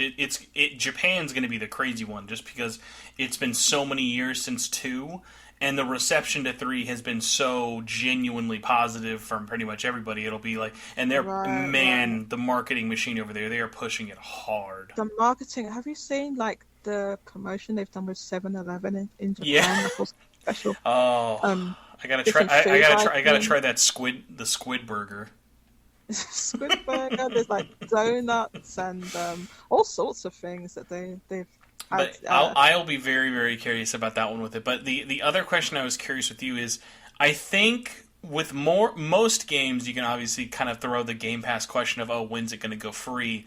But if you were playing bulletin board guessing here. Where would you say, if you're Atlus or if you're Microsoft, when do you think is the time to put this on Game Pass? Because I feel like this, to me, once they're like, sure, no one's buying it on Xbox anymore, they're going to get this on Game Pass ASAP. But when do you think it's going to happen? 2 to 3 months. Ooh, wow! That's actually sooner. I was going to say this was a December. I was going to be like, give it like right before Christmas, and I thought, but 2 to 3. I mean, if they did it in November, it wouldn't be crazy, but that would be very interesting. Oh, the reason I say that is because that was about the time period of Scarlet Nexus, which that went so fast. That almost to me that almost seemed like they felt guilty how little it sold. Like, did we do this? So like, yeah, Bandai Namco is obviously able to get some money out of it. Don't you wish you knew like what I wouldn't give to be a fly on the wall for these companies when it's like how much money do they make per Game Pass download or whatever, I would love to be on the wall for those talks. Yeah, I would love to know as well. From what I've heard, it's like it varies from game to game. Every situation is different. It is so crazy. That's like, especially because some are even not even on a per game one. PlayStation's the same way. Nintendo, I mean, not like Nintendo does it in the more traditional way. They usually just do their own stuff. But PlayStation and Xbox, sometimes they'll do a per download. Sometimes they'll just do a flat fee. Sometimes it's a hybrid method. So it's like you never know, and it's like they're all so different. It's also different. Yeah, it would be wonderful to be privy to some. It'd be wonderful if Microsoft even just gave us like proper sales figures and proper I'll say this within 24 hours there will be a press release in October saying this many number of players downloaded Persona 5. I bet we'll get at least that. We'll at least know how many people played it. Oh yeah, probably. Oh well, I should say hopefully. I would like to see that. I actually have a couple of other sales figures for Soul Hackers too, if you're interested. Oh, please, yeah, go for it. I'm just this is courtesy of a couple of users on Install Base forums, so I'd like to shout them out. This is Fiend Code. It said Spain, the numbers for Spain. So it did 2,500 first week, and the split was 83% PlayStation, 17% Xbox. And if you're curious, this is below SMT3 HD, which did 2,960, and the split was 63% Switch and 34% 7% PlayStation, and SMT5 did 6,550. So that's figures for Spain.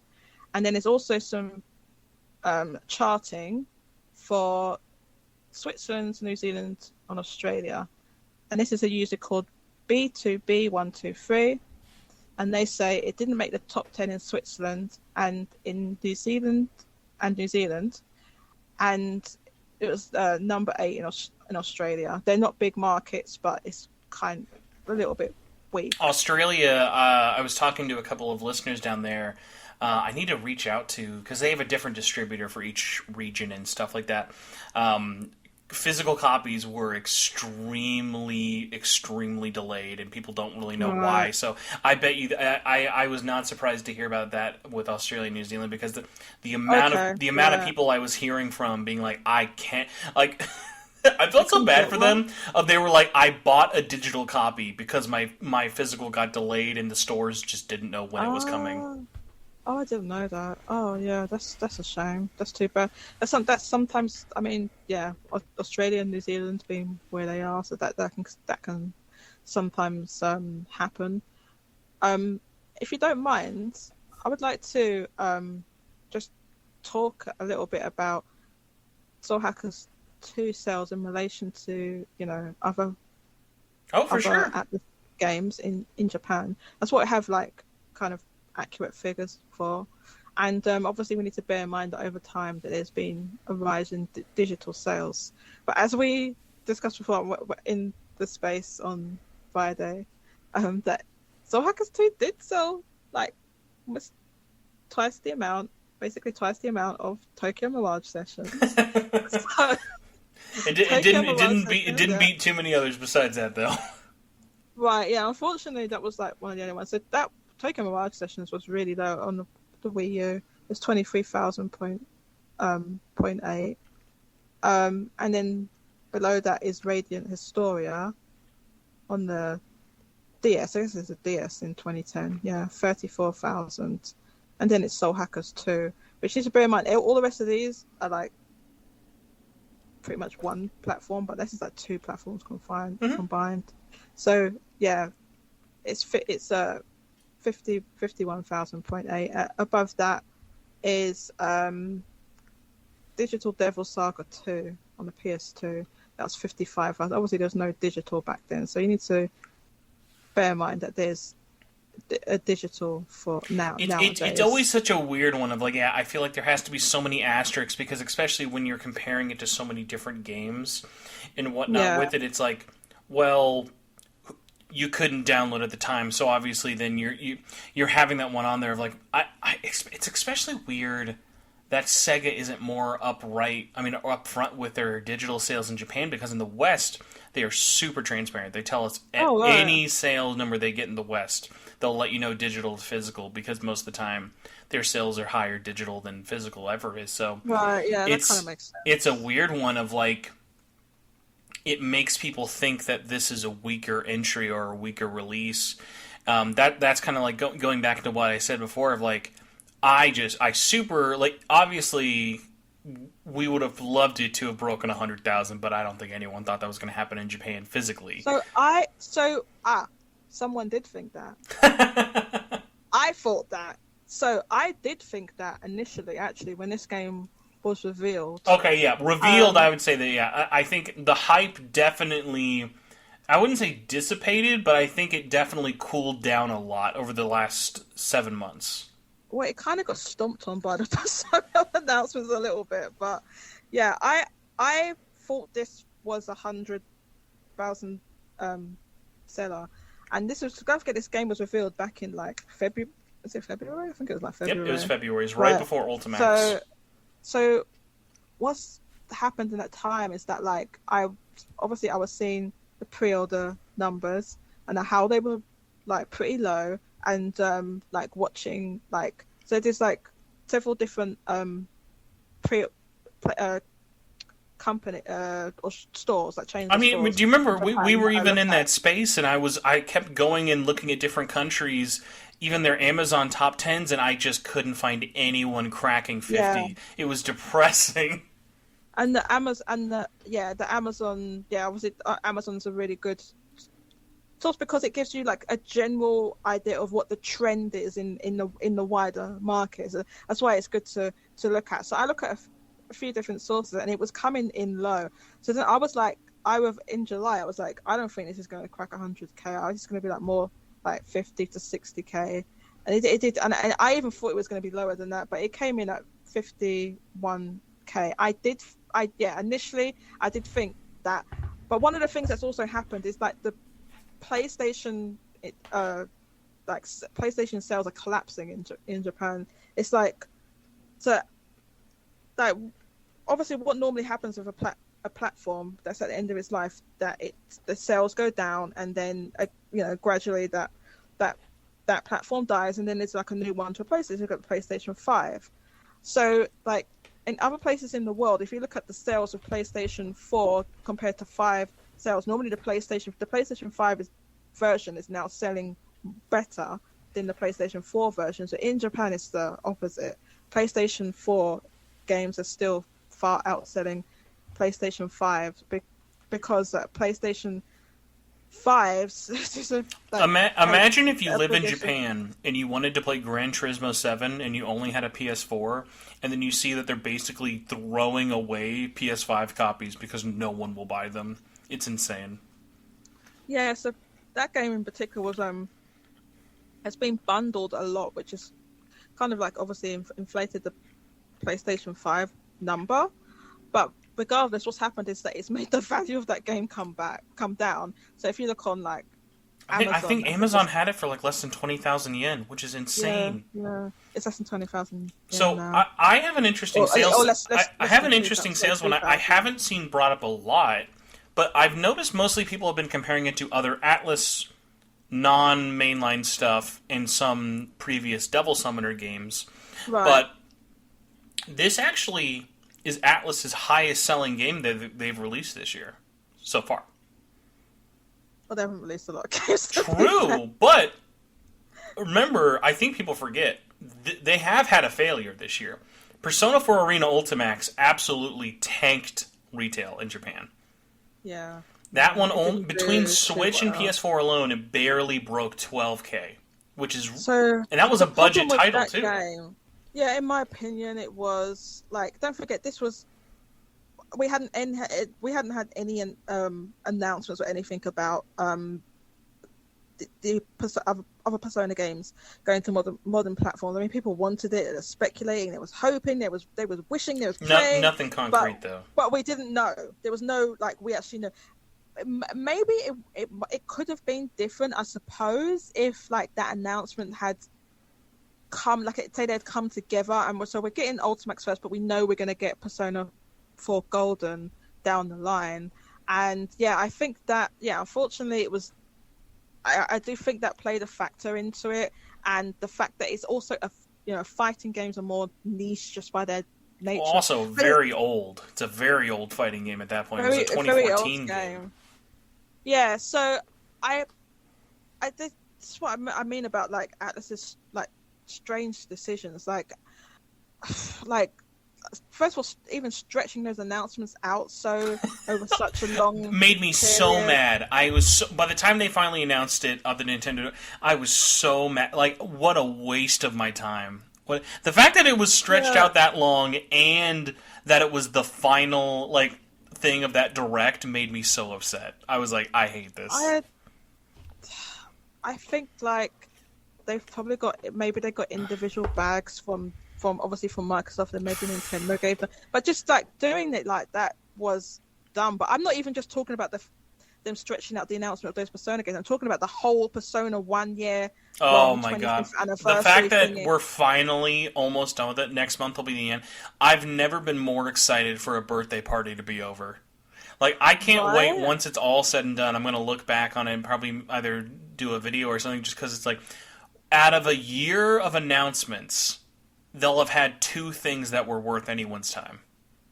Right, because most of it's Japan-centric. And, I look at other recent anniversaries that did it right, would be the Kingdom Hearts anniversary there was, and then the Final Fantasy VII anniversary. Just Square Enix, I felt did a good job with those anniversaries, just having like, here's a live stream, here's the new games, here's some merch we've got as well, and here's the new game, and here's a rough time frame from.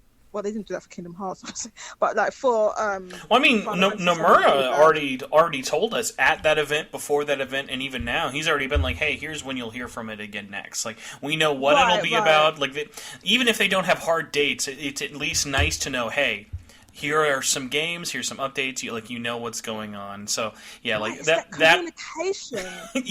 you would think that like Atlus thinks they have like the next Marvel MCU thing with how secret they are about it. Whereas, like, you look at how much plans changed, and even the little behind-the-scenes knowledge I know of, they canceled, added, removed, and changed things with days' notice. Like, they never planned this out. This was never, ever was this the plan. Like, the fact... I just don't understand how a company can make games so good and it's trash business decisions. It's really unfortunate. Most of the time, like seriously, 90% of the time, especially as a Western fan, this hurts because you have no power. Right. Most of the problems are just Atlus Japan. None of this comes like it's like I wish we could blame this on like maybe somewhere in America we were being done, but they want to rule over everything with such a specific manner, timeline, and planning that it just always like I can't think of anything they've ever really done with the exception of Soul Hackers 2 that I went, oh, you could have done this better. Because I at least think with Soul Hackers 2, I appreciate them doing this. We didn't know about it. They teased it for less than a week, and it released 7 months later. Yeah, I really do prefer in general from game companies having a short time frame, because when you know about a game for years and years, you know, it can get like very tedious. So I do also appreciate those short time frames. And I think like, well, basically when it comes to Atlus and Sega, like all the decisions are made in Japan. Like what we have in the West is like and publishing branch, so they have to just pretty much, I suppose, do what they're told. But the thing that was perplexing for me about Soul Hackers 2 is that they made a decision for like, this is going to be worldwide release, great. It's going to be multi-platform, great. They excluded Switch, not so great, but at least the other two things were good. But then the thing that was like really the thing that was just the most like what I still can't understand was that all of their marketing was still Japan centric. Like it was like 90% of the marketing budget was like, what I'm like, why are you advertising in this in Japan where it hasn't got any? It literally physically can't. PlayStation sales, like even in the time from when they announced the game till now, the sales have gone down like another 50%. It just makes your neck hurt from shaking your head so hard. That's what it does. Right, and like doing these like they did a lot. They have done a lot of a lot of stuff in Japan. They've done like live events with like demo in person events. They've got all the stuff on their YouTube channel, the constant videos, the daily videos. I hope someone else. I hope whoever has to make those daily videos gets paid very well, even though I'm sure they probably don't. Very low because I was watching, looking to see the engagement. The engagement was very low. The constant social media stuff, the 3D billboard. Even their live streams, because we always tried to react to them and watch them live. The live streams were almost primarily always Westerners watching, and they were even low. Right. Like they were always very, very low. So like a good example of when they did one simultaneously, Atlus Japan and Atlus West revealed the opening movie for Soul Hackers. Japan maybe had like 500 to 600 people watching live, and Atlus West had like 12,000. Right, so like you know the reason for that, right? No, I do for sure, but it just goes to that thing of like, I really wish after all these years it wasn't having to tiptoe around and ask them, can we do this? And it should be more independent, or at least feel like the Western branch is more than just someone they pay to slap their name on there, because like it just makes you wonder, like, why are you not trying around the rest of the world and only putting your efforts into one basket? So Spencer, I really want to get my bars off before we wrap up this podcast. Mm-hmm. Help me understand why all the advertising for this game was completely Japan centric when they specifically wanted to make this like not only a worldwide release, but because I've actually, like, this is the other thing I wanted to talk about. I've pulled up like what they actually said like at the end of last year about this game and what they. Oh, well, we know now they was talking about this game.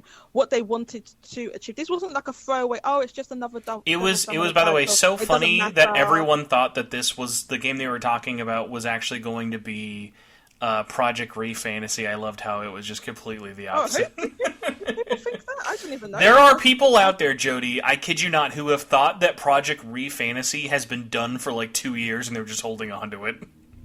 They're like, here's a hint, guys. If you don't have any gameplay and the game doesn't have a name, it's probably not close to releasing. Yeah, and I would imagine it was hampered by the pandemic and everything as well. So I mean, they were even talking about that. But yeah, I don't think this is just like, you know, because I saw some people say to me, well, other, like Devil Summoner titles or whatever they weren't big sellers either, and that is true, but what Atlus were clearly trying to do, I think this is almost undeniable, that they wanted to elevate this game, and they said they wanted this to be another pillar of their company, like obviously alongside Persona and SMT. They want this to be another pillar. This wasn't just another, it doesn't matter, it's just a side title, whatever. They completely like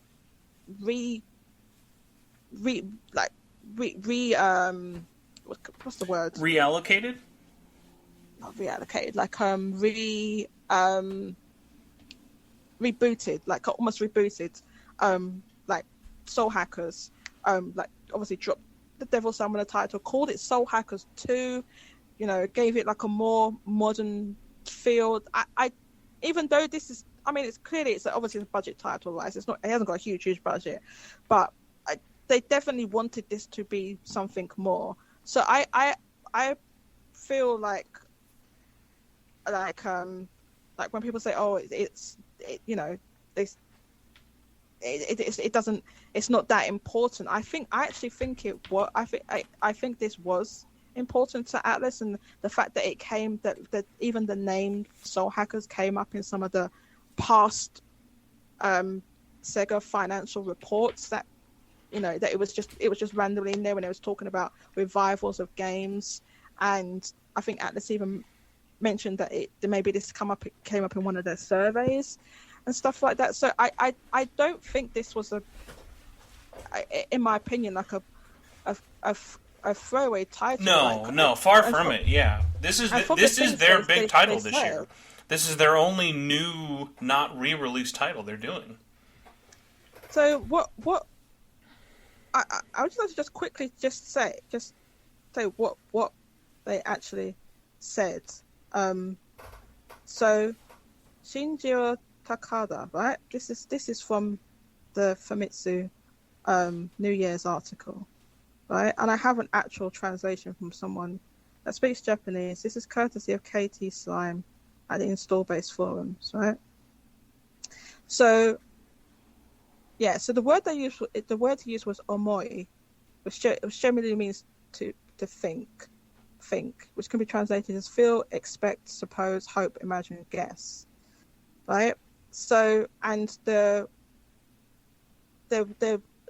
word, there was asked to choose like different the ambitions for the year, and so the words that he chose translates to challenge.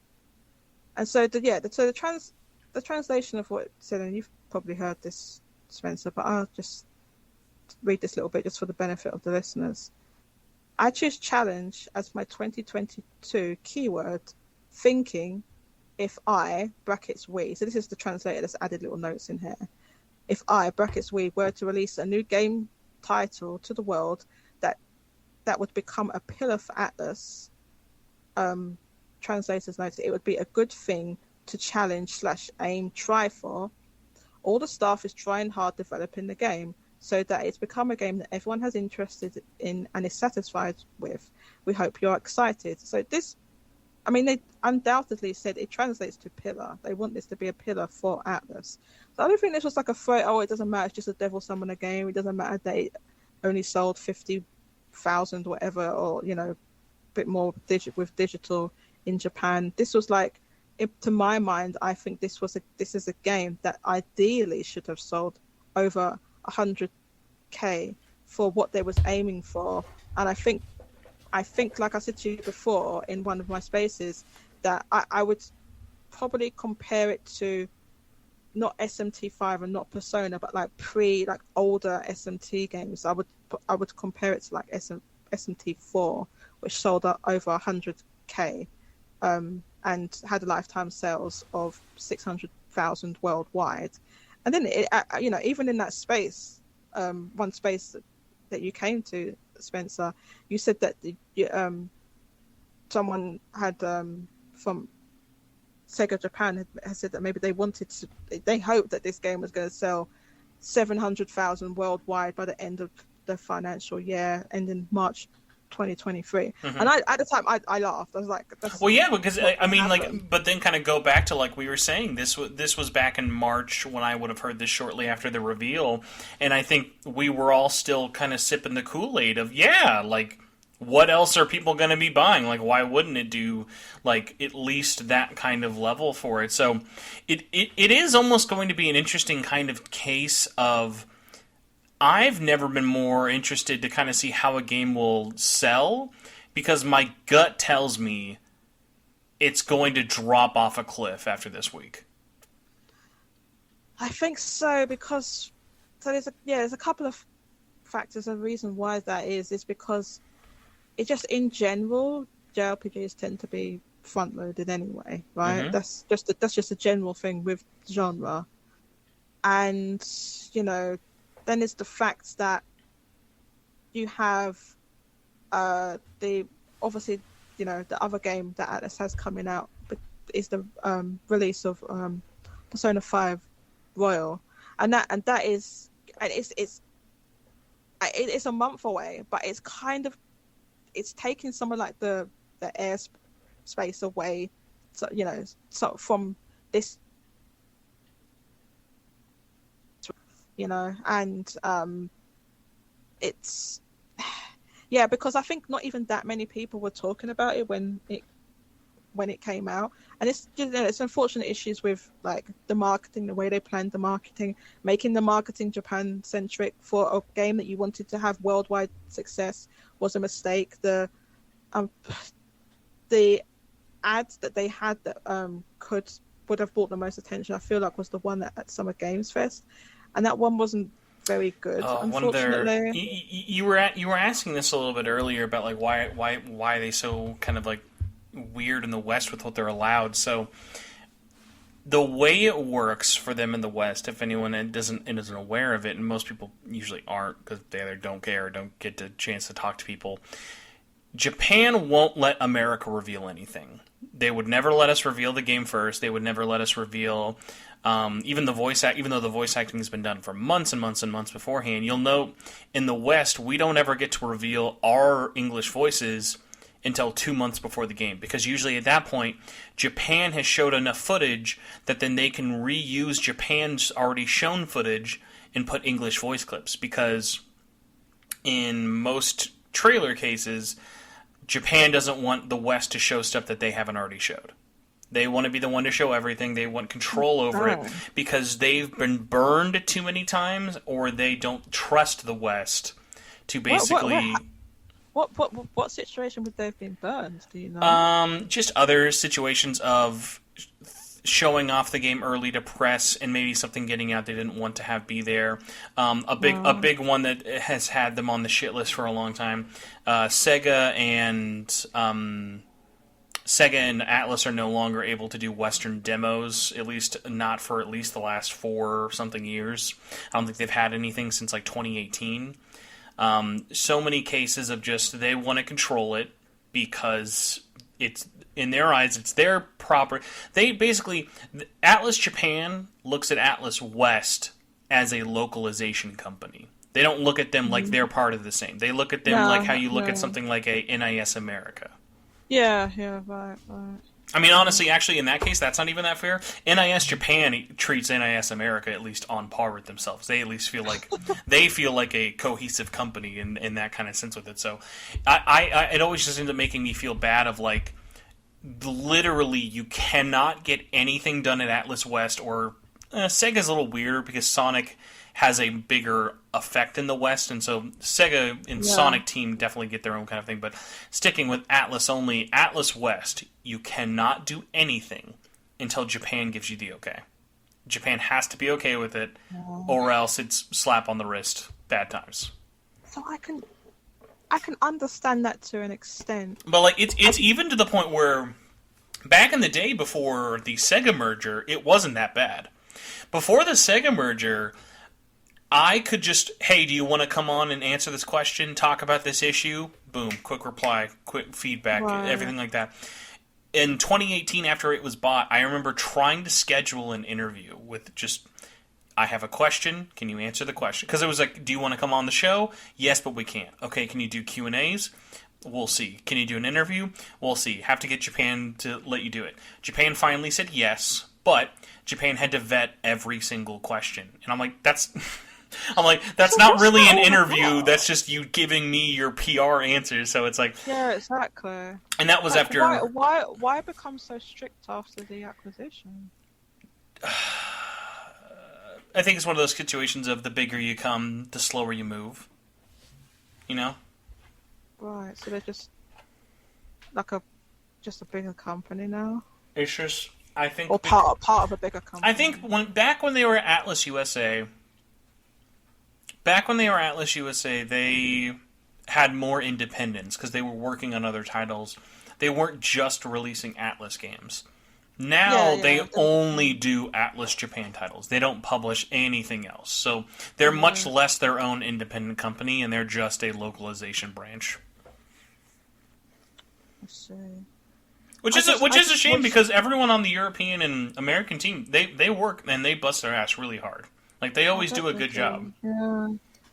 Yeah, it's just such a shame. I wish that if they want to run the company like that at least if they made, like, decisions that made more sense in Japan, like, okay, so this game is not the PS2 days where you have, you know, we're not putting it on the market leader in Japan, so let's not do all this crazy advertising in Japan, which they did, you know, on trains and train stations, 3D, which I said that's 3D. Even a 15-second ad for whatever that is, those 3D billboards are not cheap, right? Mm-hmm. So they did all that, and then barely anything in they did the thing in London, which I guess we can talk about.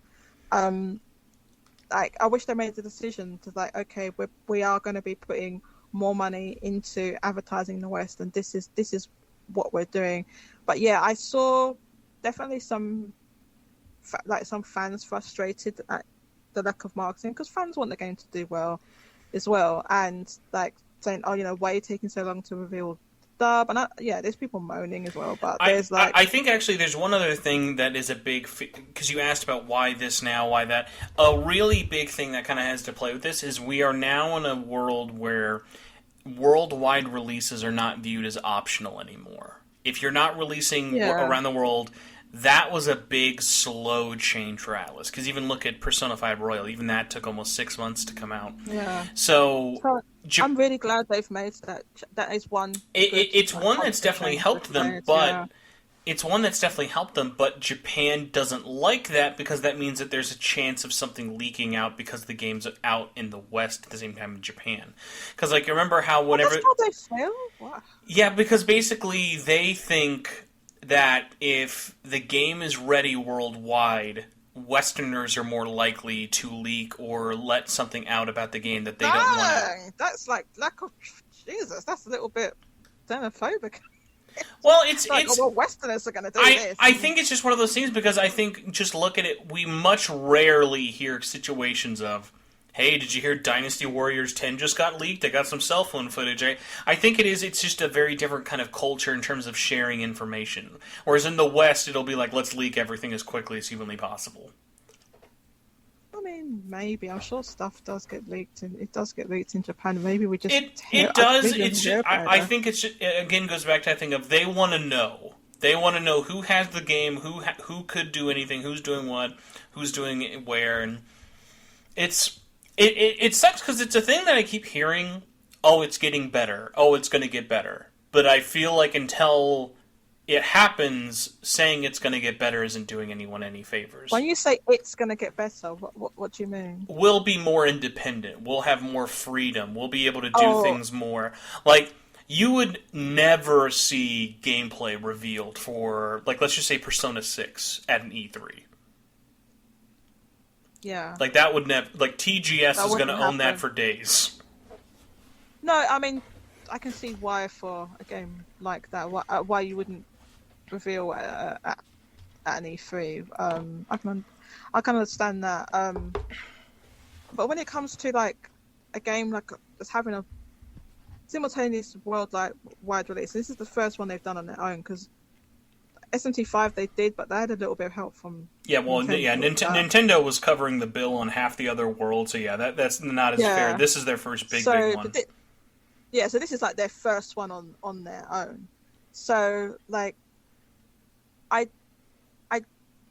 that's kind of strange because the game's coming out simultaneously everywhere. So like, I mean, what is it they thought was going to get leaked? I'm not really sure, but the marketing was just. I mean, this is like, I hate to say this, but this is almost like a Neo the World's End Review situation where that like the marketing for that game was almost completely non-existent. I'm a weird situation with Neo the World Ends with You. As an outsider, I view that game with literally zero bias for as much as I love Square Enix stuff for it. I think that game there was no way to make that game sell better than it did. That game was always going to sell that amount of copies because, spoilers, The World Ends With You has always been super niche. And it's always been super niche. I was surprised they even had that sequel, to be honest with you. Like, it's super niche, but like they didn't advertise it. Do you remember that? Yeah. I think it's one of those ones though of like, I bet you someone at Square looked and said, I guarantee if we spend more than X amount of dollars on marketing, we will not recoup it in sales. Right. Where so it was just. I agree with you, Spencer. I agree with you. I think that's exactly what happened. I thought they were seeing that the low pre-orders and everything, and they decided to cut their losses and stop advertising. The thing that surprised me the most is that year, which we're talking about last year, right? The quote unquote E3 is like a digital E3 or whatever. Square Enix's thing that they had, they did not show. Near the World's End Review was not out yet, and it was not in that. It was 20 minutes of Guardians of the Galaxy. They didn't show. They didn't even acknowledge it existed in their thing. And that would have cost them nothing to put that in there. They didn't even do that. So they really had such little faith in this game. And yeah, I think like they probably decided to pull whatever marketing plans they had because they saw the pre-orders were low. That's unfortunate. And I don't know if that's what happened with Soul Hackers 2. With like it is an apt comparison though. I think both games are really good they're from these giant companies, but it's a smaller team, clearly a smaller budget on both ends. So they do have a lot in common in that ring with it. I will say at least, I think Soul Hackers is going to definitely be remembered more than Neo the World Ends With You, whereas like that one I have to keep reminding myself came out. I'm like, oh yeah. I need to play that. But before we end our conversation, I would like to just talk a little about what happened in London. I don't know if you have any insight in why the decision was. I heard there was a shady man doing things under a bridge. I heard there was a shady, like a ruffian, had a couple of people invited under a bridge or something. Yeah, so I was like shocked when this, because I remember seeing the post and I assumed it. I was like, oh, it's going to be in the States. I read it again. I was like, wait, hold up, it says London. I can't even think when there's been an event for maybe there has. You can tell me there's been an event for an Atlus game in the UK like this type of thing. So I was shocked that they would do that in London. I don't know what the thinking was to have this here, but I was very pleased that I was able to go. VIP. This was an event I could go to. Got the VIP pass even. Yeah, they let you book that for free. So that was a good thing. It was just a free event, and you was able to pre-book like a VIP slot. I think the idea was to avoid queues and stuff, but there was no queue and everything when I went, because I went near the end of the second day, so there was no queues or anything that I had to worry about.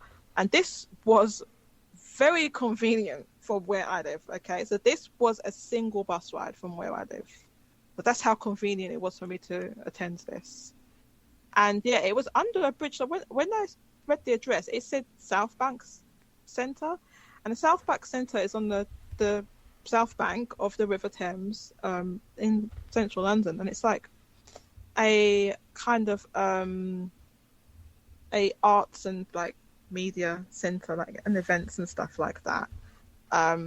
So when I initially read that, I thought this was going to be inside of there, but it actually wasn't. It was outside and literally under a bridge.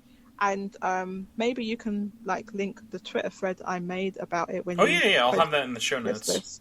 So I took some photos and stuff when I was there, and so I went there, and it literally was under a bridge, and there wasn't like many people there. And I said in my tweet, like, the staff outside were trying to coax people in, so the staff were friendly and everything. And I went up. They said, "Oh, would you like to come into this event?" And I said, "Oh yeah, I definitely would like to come in. I even like booked this thing." So they said, "Oh yeah, show the person inside." So yeah, when I walked in, it was literally a hall of mirrors, like you'd have like a fairground, a fun fair or something. It's like a hall of mirrors, and with like different lights. There was lights in the floor, and there was like character art, so the key characters from the game, their art was on all the mirrors in there. And it was a fairly small space, and you could walk around there, and they was playing some like atmospheric music, which I guess was like maybe I'm not sure if it's the music when you're in the dungeons in the game, but I think the idea was like it was like supposed to be like one of the dungeons in the game, like that. Like, so I think it was going after the Soul Matrix thing, so wasn't it like the Soul Matrix, right? Okay, yeah, it's called Enter the Mirror Matrix, so that's what it was. Mm-hmm. Oh, okay. So it's like, so I haven't played the game yet, you see, because my copy is at the. They're holding it hostage. At a convenience store. I need to go and get it tomorrow. So I walked through, and I got to the end. They had like maybe 3-4 PlayStation Pro units set up playing with the game, and so I said, "Oh, can I play this game?" And I was like, "Yeah, sure, go ahead." So I played it for about 15 minutes, and where it was, like, whoever played it before was left off. It was like in the middle of a dungeon, like it was actually in the middle of a battle. So I like did that battle, went through some other battles, and I mean, I have obviously played RPGs before and played some Megaten games before, so I kind of know what to do. Like I was trying to find the so some of the weaknesses have been found of the demons. So I did that and went through the dungeon, and then went to like when you come out of the dungeon, there's like you go into like the town, the Tokyo area where you can go to different shops and things. So I had a look around there, and then so I did that, and then there was like a photo spot at the end, and they had like a large art, like the cover art, the key art for the game. And you could stand there and they take a photo, and I had a machine there that would print it off, the printer there, and they emailed it to me as well. And the staff were very nice and everything. But the thing is that like the thing I would criticize them for is they didn't like explain anything or say, "Oh, this event is for a game. This is for a." They didn't even mention it was for a game. They said nothing. I wonder if any of them were staff, or if it was just all contract workers out who were running the show. That's yes, that's very possible. That's very. I don't know, but even if it was contractors, they could still say this is for a video game. They didn't even say. If I was just walking past and saw this, I don't know. I would think it was like, well, because the game was already out, I was shocked they weren't selling the game. Yeah, that's a good point. Like, they have the demo, the game's already out. It's like, do you want to buy this? Here you go. Yeah, that is a really good point. I hadn't thought of that. They weren't selling the game. They didn't even tell you when you went in there. Like, there was the sign saying, "Oh, it's on all major." Oh, don't get me started on the sign. All major platforms. Like, who came up with that? That was hilarious. And I saw that, I started laughing because it really did say that. So I thought that was hilarious. I thought it was funny. They didn't say that, oh, this is a game and you can play it on this platform, or this is a game, it's an RPG. They said nothing. They didn't tell you what it was at all. So when they was trying to get people to come in, like the people walking past, they didn't tell them this is what it was. I got the impression they maybe expected the people that were coming, that maybe they already knew and they were already like in the know about what these games were. Because it would make sense, at least, especially again going back to the under the bridge location thing of like it was weird. It seemed like almost like an exhibit you would have at a trade show or a convention, but instead was like a unadvertised, because it was announced basically the week of. It was very last minute. Right. It was very much almost kind of like, hey, come here and do this to celebrate the game that you probably already know about. Like, so it was one of those weird things of, I wonder if they wanted to do it, like, it'd be funny. They wanted to do it somewhere in London, like a little bit more like people, like with foot traffic by it, and then they were like, oh wow, London's expensive. Let's find somewhere cheaper. Oh, we have to do it here, and we have to do it a week after the game, or like the week of the game launching instead of beforehand. So this is the thing. It doesn't come across in the photos that I took where it's under the bridge. There was actually a lot of foot traffic. It was extremely busy. It was Really? really, really busy. Yeah, it doesn't come because it's the South Bank on a Sunday, on a really sunny day, right next to the South Bank Centre. There was tons of people, like literally right next to this thing was like a whole lot of restaurants and stuff. So this was right next. It doesn't come across here because like you just like I just walked slightly. It's just slightly to the side. Right, so it looks like it's just empty under a bridge where there's no people there. There was tons and tons and tons of people. There was a lot of people, yeah, but not a lot of people were going. They said it had been busy earlier in the day, but there wasn't like really any people going in. So looked like they knew what this. To me, they look like nerds. They looked like they knew what this was. Like they were coming for this thing to me. So it actually was like the location was fine in the sense that it was busy and there was a lot of foot traffic. There was like hundreds and hundreds, maybe thousands of. There's tons of people there. This is the South Bank. So yeah. So in the picture that I took, and maybe you saw some pictures of other people, it just looks like it's in an isolated location that's with nothing around. But there's tons and tons of stuff around there. Yeah. So interesting. Yeah, so the location wasn't bad. It was just that I think that it doesn't convey what it is. Because I mean I wouldn't have known this was a video game. But you get to the end and there's like if you didn't know, if you had no awareness, would you know that's a game? Like just looking at it, looking at the photos and everything? I mean, yeah, it just really screams to me, this is not something I would walk into unless I knew it was already here. Right, so there were people there that were walking in. I saw people walking in like 2s and 3s. They looked like they knew they was coming to this thing. They knew what it was. That's what it looked like to me. When I got to the end, I did ask, can I go back inside and can I film it? So I went in there and filmed it. Yeah, you can see me in there. It's just a hall of mirrors, so you can see me looking around. And I tried to film like the whole thing basically. So I think I got most of it and like kind of got like captured the atmosphere and everything. So it was really interesting to go. It was an interesting little event. It wasn't, anything too fancy. Actually, what I imagined in my head was that it was going to be like the dungeons where it was like, like it's all the cubes. It looks like a whole load of cubes. Mm-hmm. I thought I was going to go there and there's going to be all these glass cubes. and it wasn't like that at all. It was like flat. I'm just saying it might have been a lot. Listen, drinking is a big part of that game. Maybe an open bar would have helped. I'm just saying. Oh, okay. There was a bar right next to this this thing. Like people were drinking nearby. But yeah, maybe I needed to go in there with it'd be pretty fun. Oh, I forgot to tell you, one of the things you got, the little like summoning circle mat. That's actually a drinking mat. So like what you would use to have made drinks, where it dries up without like slipping and sliding. So it'd be like a bartender's mat. Because okay. I got that sent to me, and forever it was like, this is a weird material. It doesn't feel like a normal soft fabric cloth poster. So yeah, that explained it for me as well. Oh, I did see that it had been given to some content creators as well. The same thing. I didn't know that's what it was. Yeah. Okay, that's interesting because it's an interesting material, isn't it? It's like a kind of velvety type thing. Yeah, I didn't know I was gonna get that because, like, on the website or whatever where I booked it, it says, "Oh, you're going to get a blanket." They described it. The word they used was blanket. I mean, hey, so maybe I've used worse for blankets. I'd call it that too. Yeah, so I guess it's kind of a blanket. I don't know how. How you could throw it around a cat. The cat would think it's a blanket.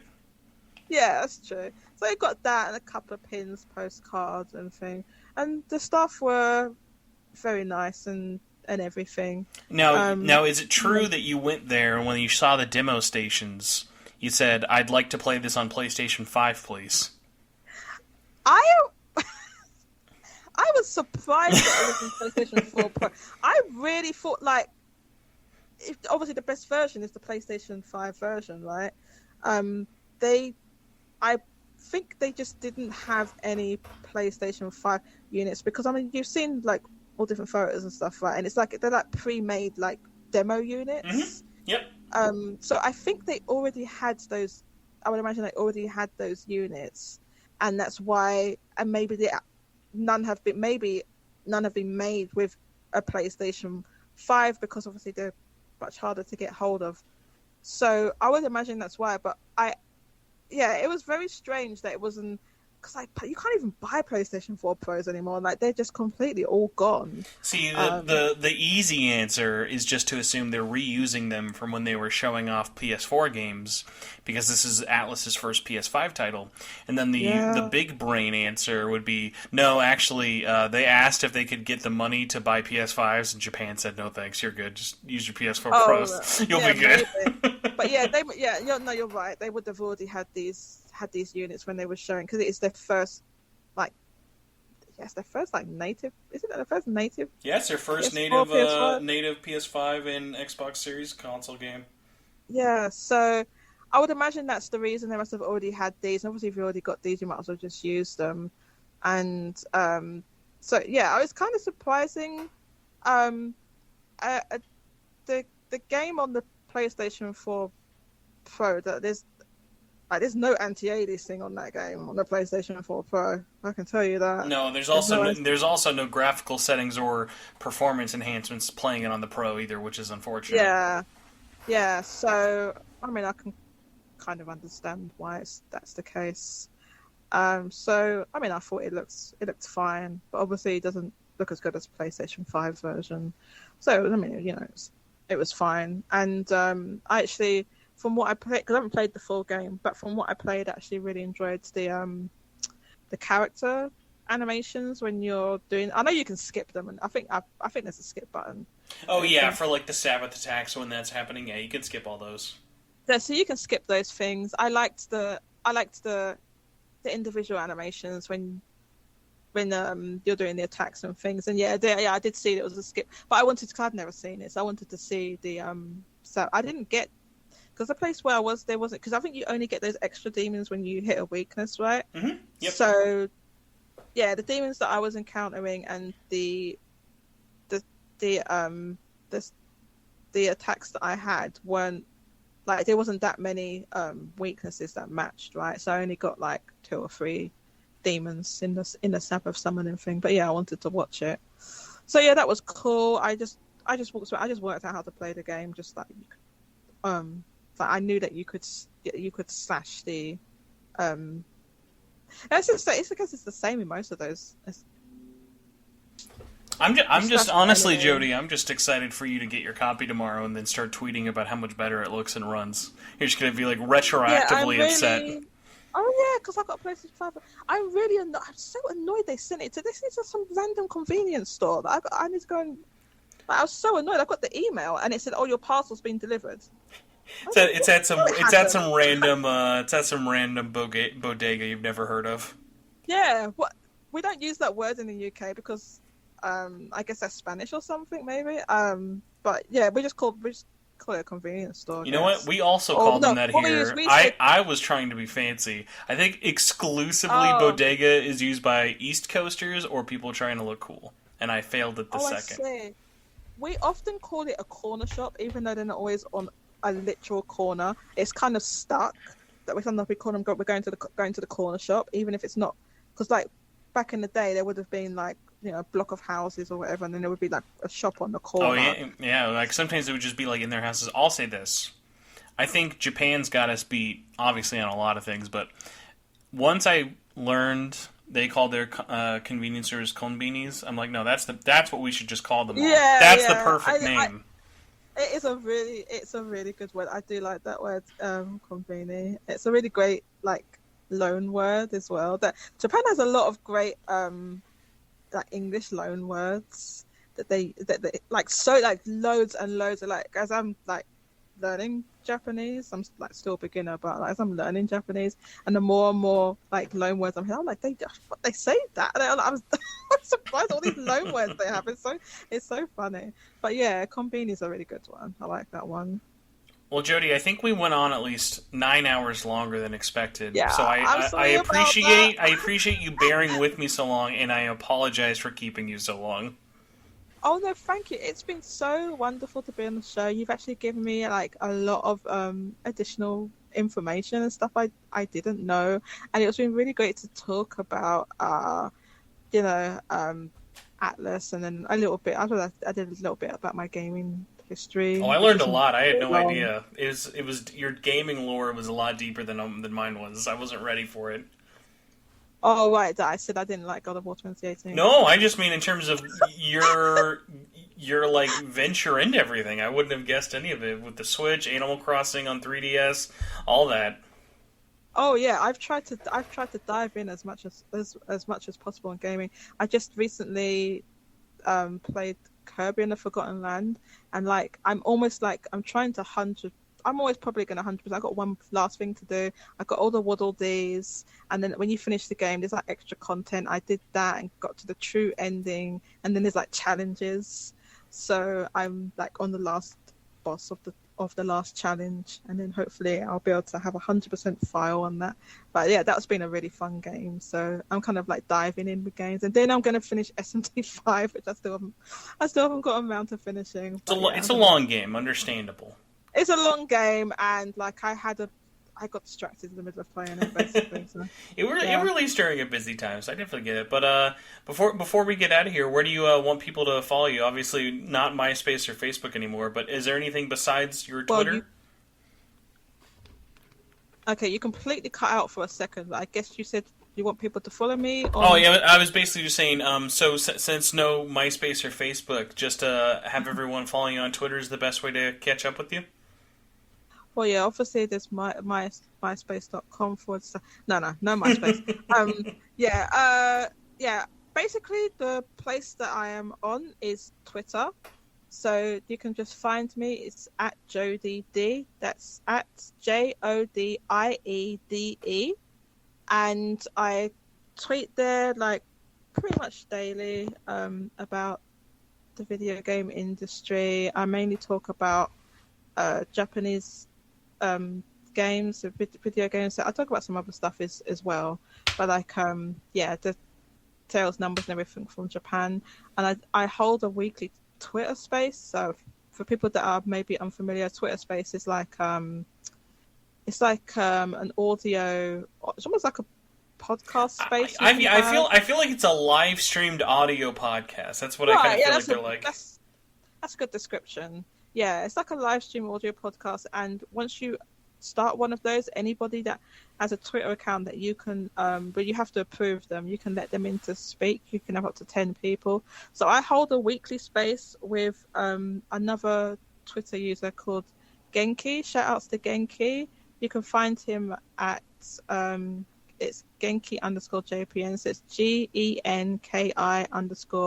GENKI_JPN, and he is someone who is half Japanese, and he grew up in the UK, but he now lives in Japan, and he speaks Japanese. So he has he's a gamer, and has a really good insight into what's going on in Japan with the games, and he takes photos in the game stores and tweets out interesting information about Japanese video games. And yeah, so I asked him, like, do you want to do a Twitter space like a couple of months ago or whatever, because we was in some other Twitter space. He's like, yeah. And then we did a Twitter space, and then like on our second one we had someone that came in from the SMT network, and it's like, oh, is this like a regular thing? Are you like professional?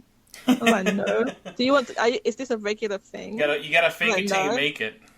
I was like, oh, we can make it into a regular thing. So it ended up being a regular thing because you said you asked Spencer. I always appreciate, even if I can't interrupt, I always appreciate listening into you guys.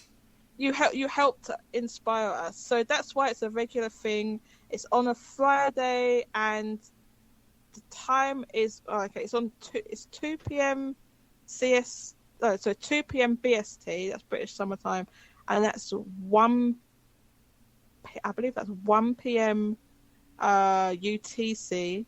And that is 8 a.m. Central Standard Time. That's right. Thank you. Yes, it's 8 a.m.